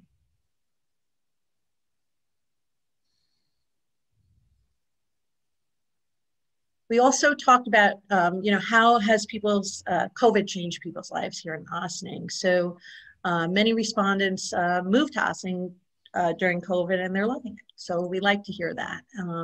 People are spending more time with neighbors and building community relationships, investing in the upkeeps of their home and yards, and nearly half of the respondents are working from home.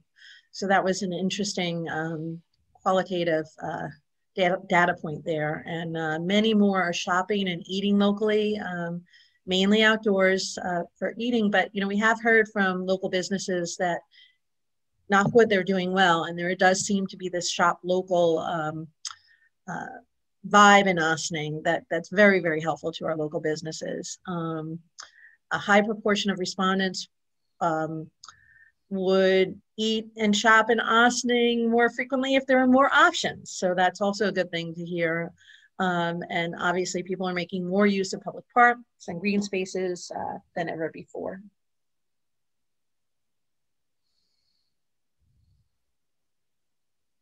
So in addition to the survey, as you know, we had an online engagement series early on, but we also did a farmers market pop-up where we brought boards that listed all the projects that we had presented to the Board of Trustees in English and Spanish. And we had people place dots on what they liked. And the blue dots that you can see here are what people like. So almost every project that we brought forth was received with a fair amount of support. People, I can't, some things, this is so qualitative. We had maybe about 50 people respond. So it's really hard to do any strong analysis from this, but there was general support for every project put forth. The one thing that I don't think was a surprise, but the one thing where you see a couple of red dots was actually the redevelopment of Market Square and the post office sites.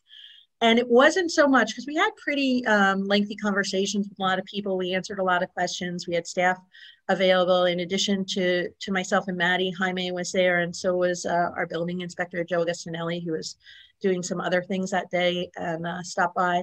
And we were able to talk about different things. And what people's biggest concern, it wasn't so much development of Market Square or development of the sites. it was losing that village square and overdeveloping the site. So real concern about, well, we don't want a tall building here. We don't want something out of character. We don't want an ugly building. We want something that, you know, we want to make sure that we keep this public gathering space. So that's something that we really wove into the DRI application, that the redevelopment of those spaces, while mostly supported, really is contingent on maintaining a certain look and feel, and also important is that gathering space and making sure that it's historic, you know, the buildings are done respectful of the historic architecture that's on Main Street. So I think it'll be really important as we go forward, looking at how we redevelop that site we got a lot of feedback about what people want to see and what they don't want to see there. So that was good information to get.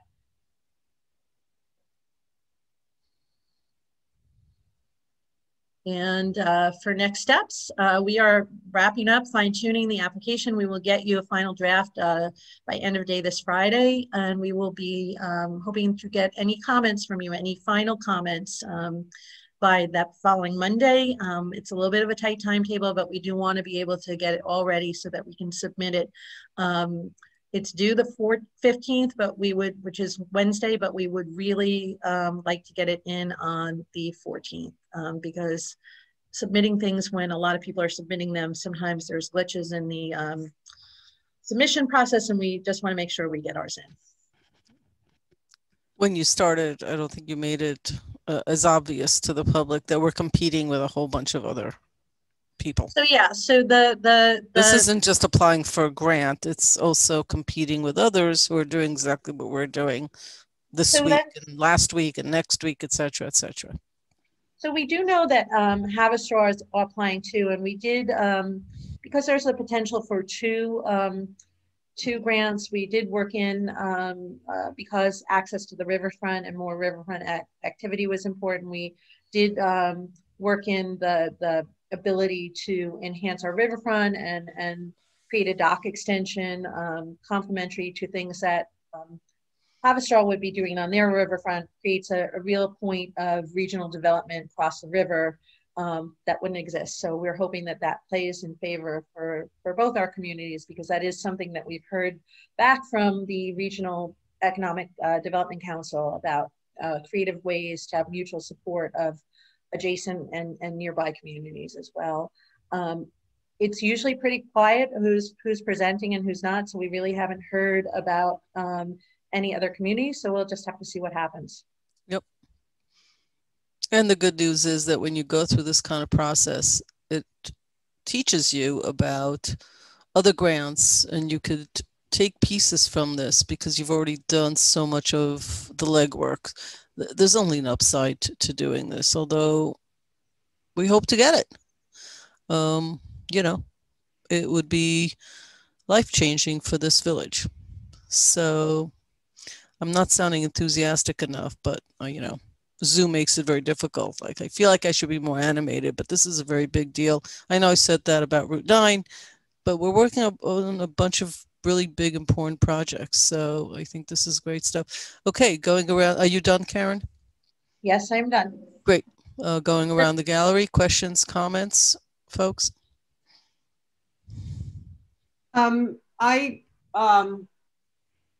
I think that, you know, we have a very strong case this year.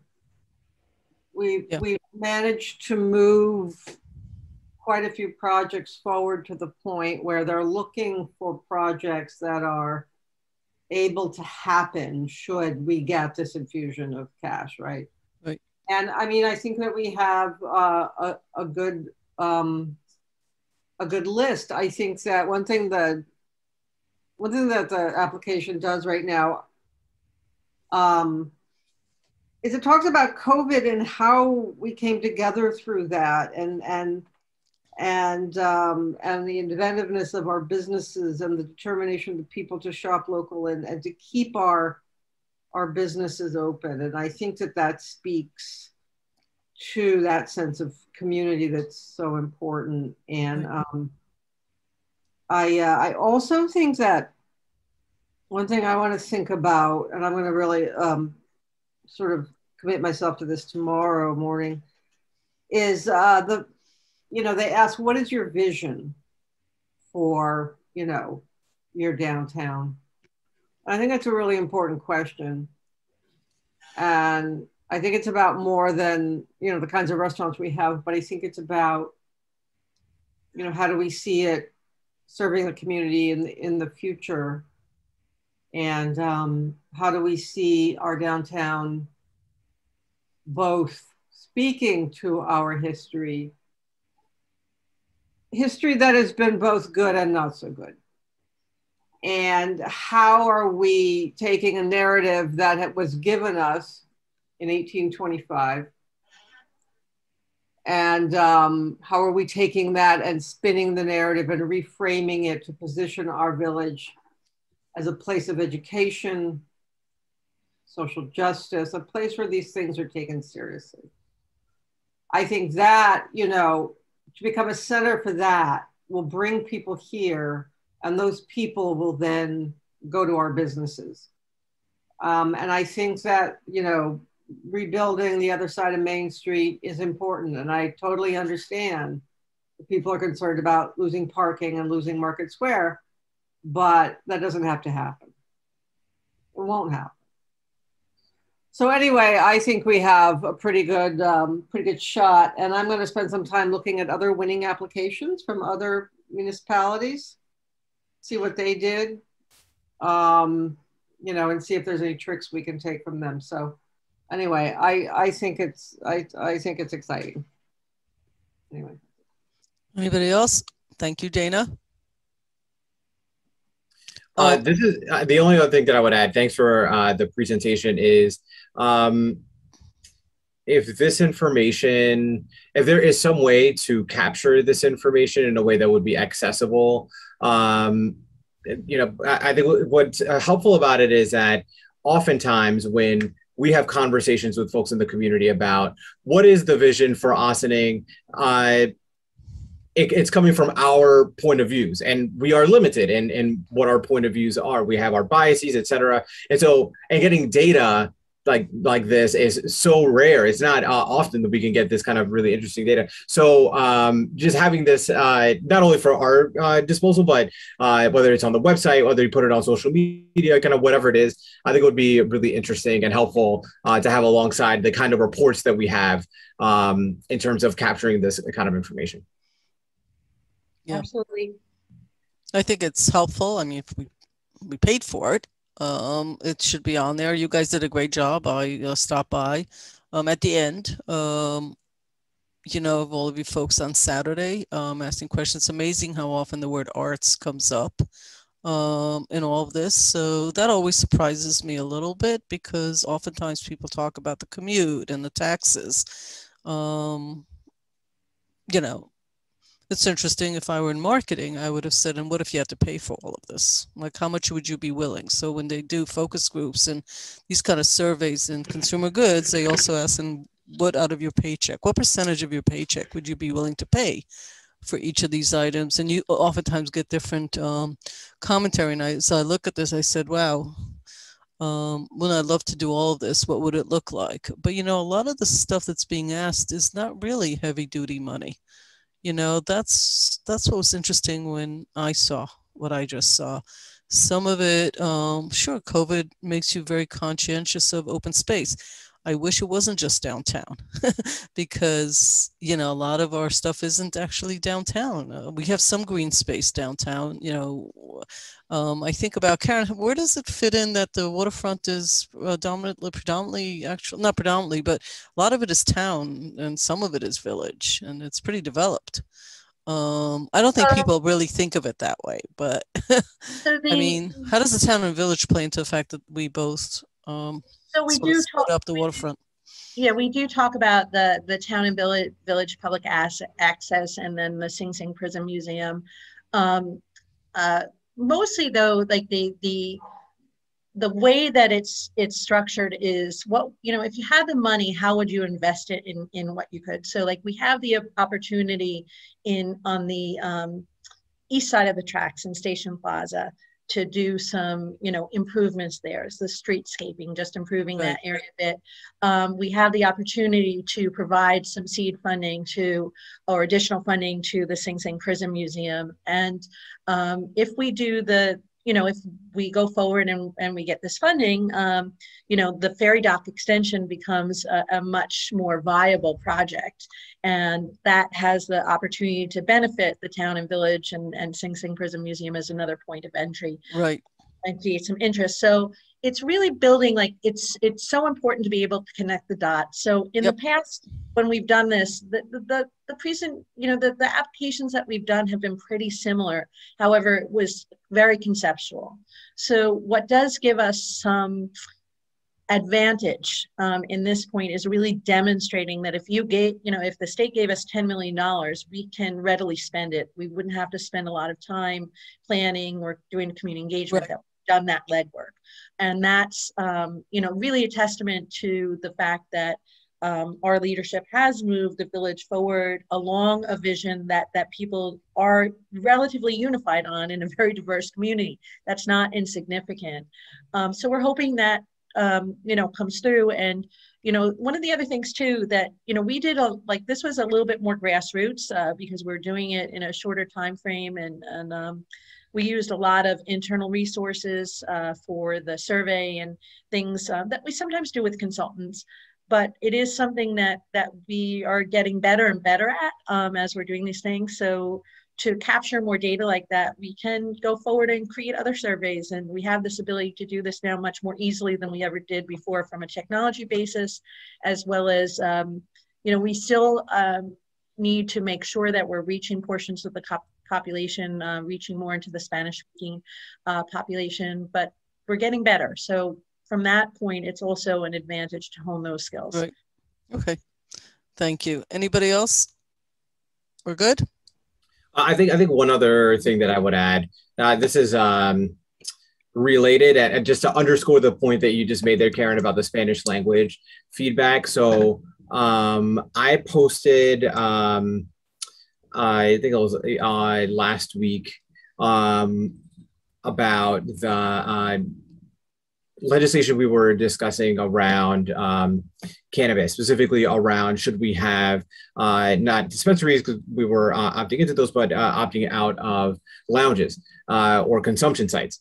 And of the 3 places, 2 were English-speaking Facebook groups. 1 was a Spanish-speaking Facebook group. And if you look at the results, the English-speaking Facebook group, it was mixed. One of them was overwhelmingly no. One of them was more mixed. And the Spanish language one was overwhelmingly yes to consumption sites. And I said, oh, that's super interesting, because that voice was so consistent there, but then it was so absent in this forum and in others. So this is not a point that I have to make, because I know how much how important this is, but I just want to underscore this very real recent example of sometimes the Spanish language community is so different. Sometimes it's not, but sometimes it is, and just not saying it's not just to check the box. Sometimes we do get real differences. Yeah, I think that's why they actually try to make and continue to make efforts to be where people are. That was the idea of the Market Square. And having Spanish-speaking people. So we just have to keep doing it. I mean, I think we're agreeing. That's exactly to your point. Got to keep doing it.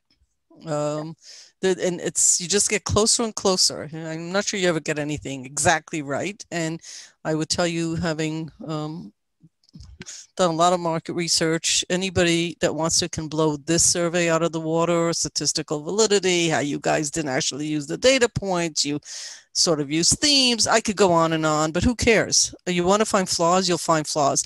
The point here is we're getting closer and closer, engaging more and more people. We know we have a very large Spanish-speaking community. We are begging for people to tell us how and where to be to reach people in a bigger way. Even Facebook pushes out your stuff to where it wants to push it out to people who follow you. It doesn't really, it's like nothing's perfect, but everything you do is better than doing nothing, right? And I think we're getting better, and I think we should keep moving forward and doing more of this. And I appreciate the staff taking the Saturday and going out there and making sure that we're where the people are. And we got to figure out where people are more and more and be there. They're not going to just walk into our buildings. So I appreciate all that. And we're all saying the same thing, but let's just keep going forward. I'm like super stoked about some of the results and consistency. And I'd love to hear when Dana thinks more about the vision too. I mean, it's a serious conversation. We're going to get off this call. We're going to, hopefully some of us will get some sleep. And tomorrow will be another day with 100 other things on the to-do list. So I really appreciate Dana also saying, like, I really want to think about this. You know, I want to take tomorrow and make a commitment to that. So I appreciate that. Anybody else? Great. Okay. We are moving on. So next up, we will do a very short update on the elevator situation at 16 Croton Avenue. We are working with Nexus to develop a design for the new elevator. As you all know, at 16 Croton, we have a very antiquated elevator. It stopped working recently. It is not particularly safe.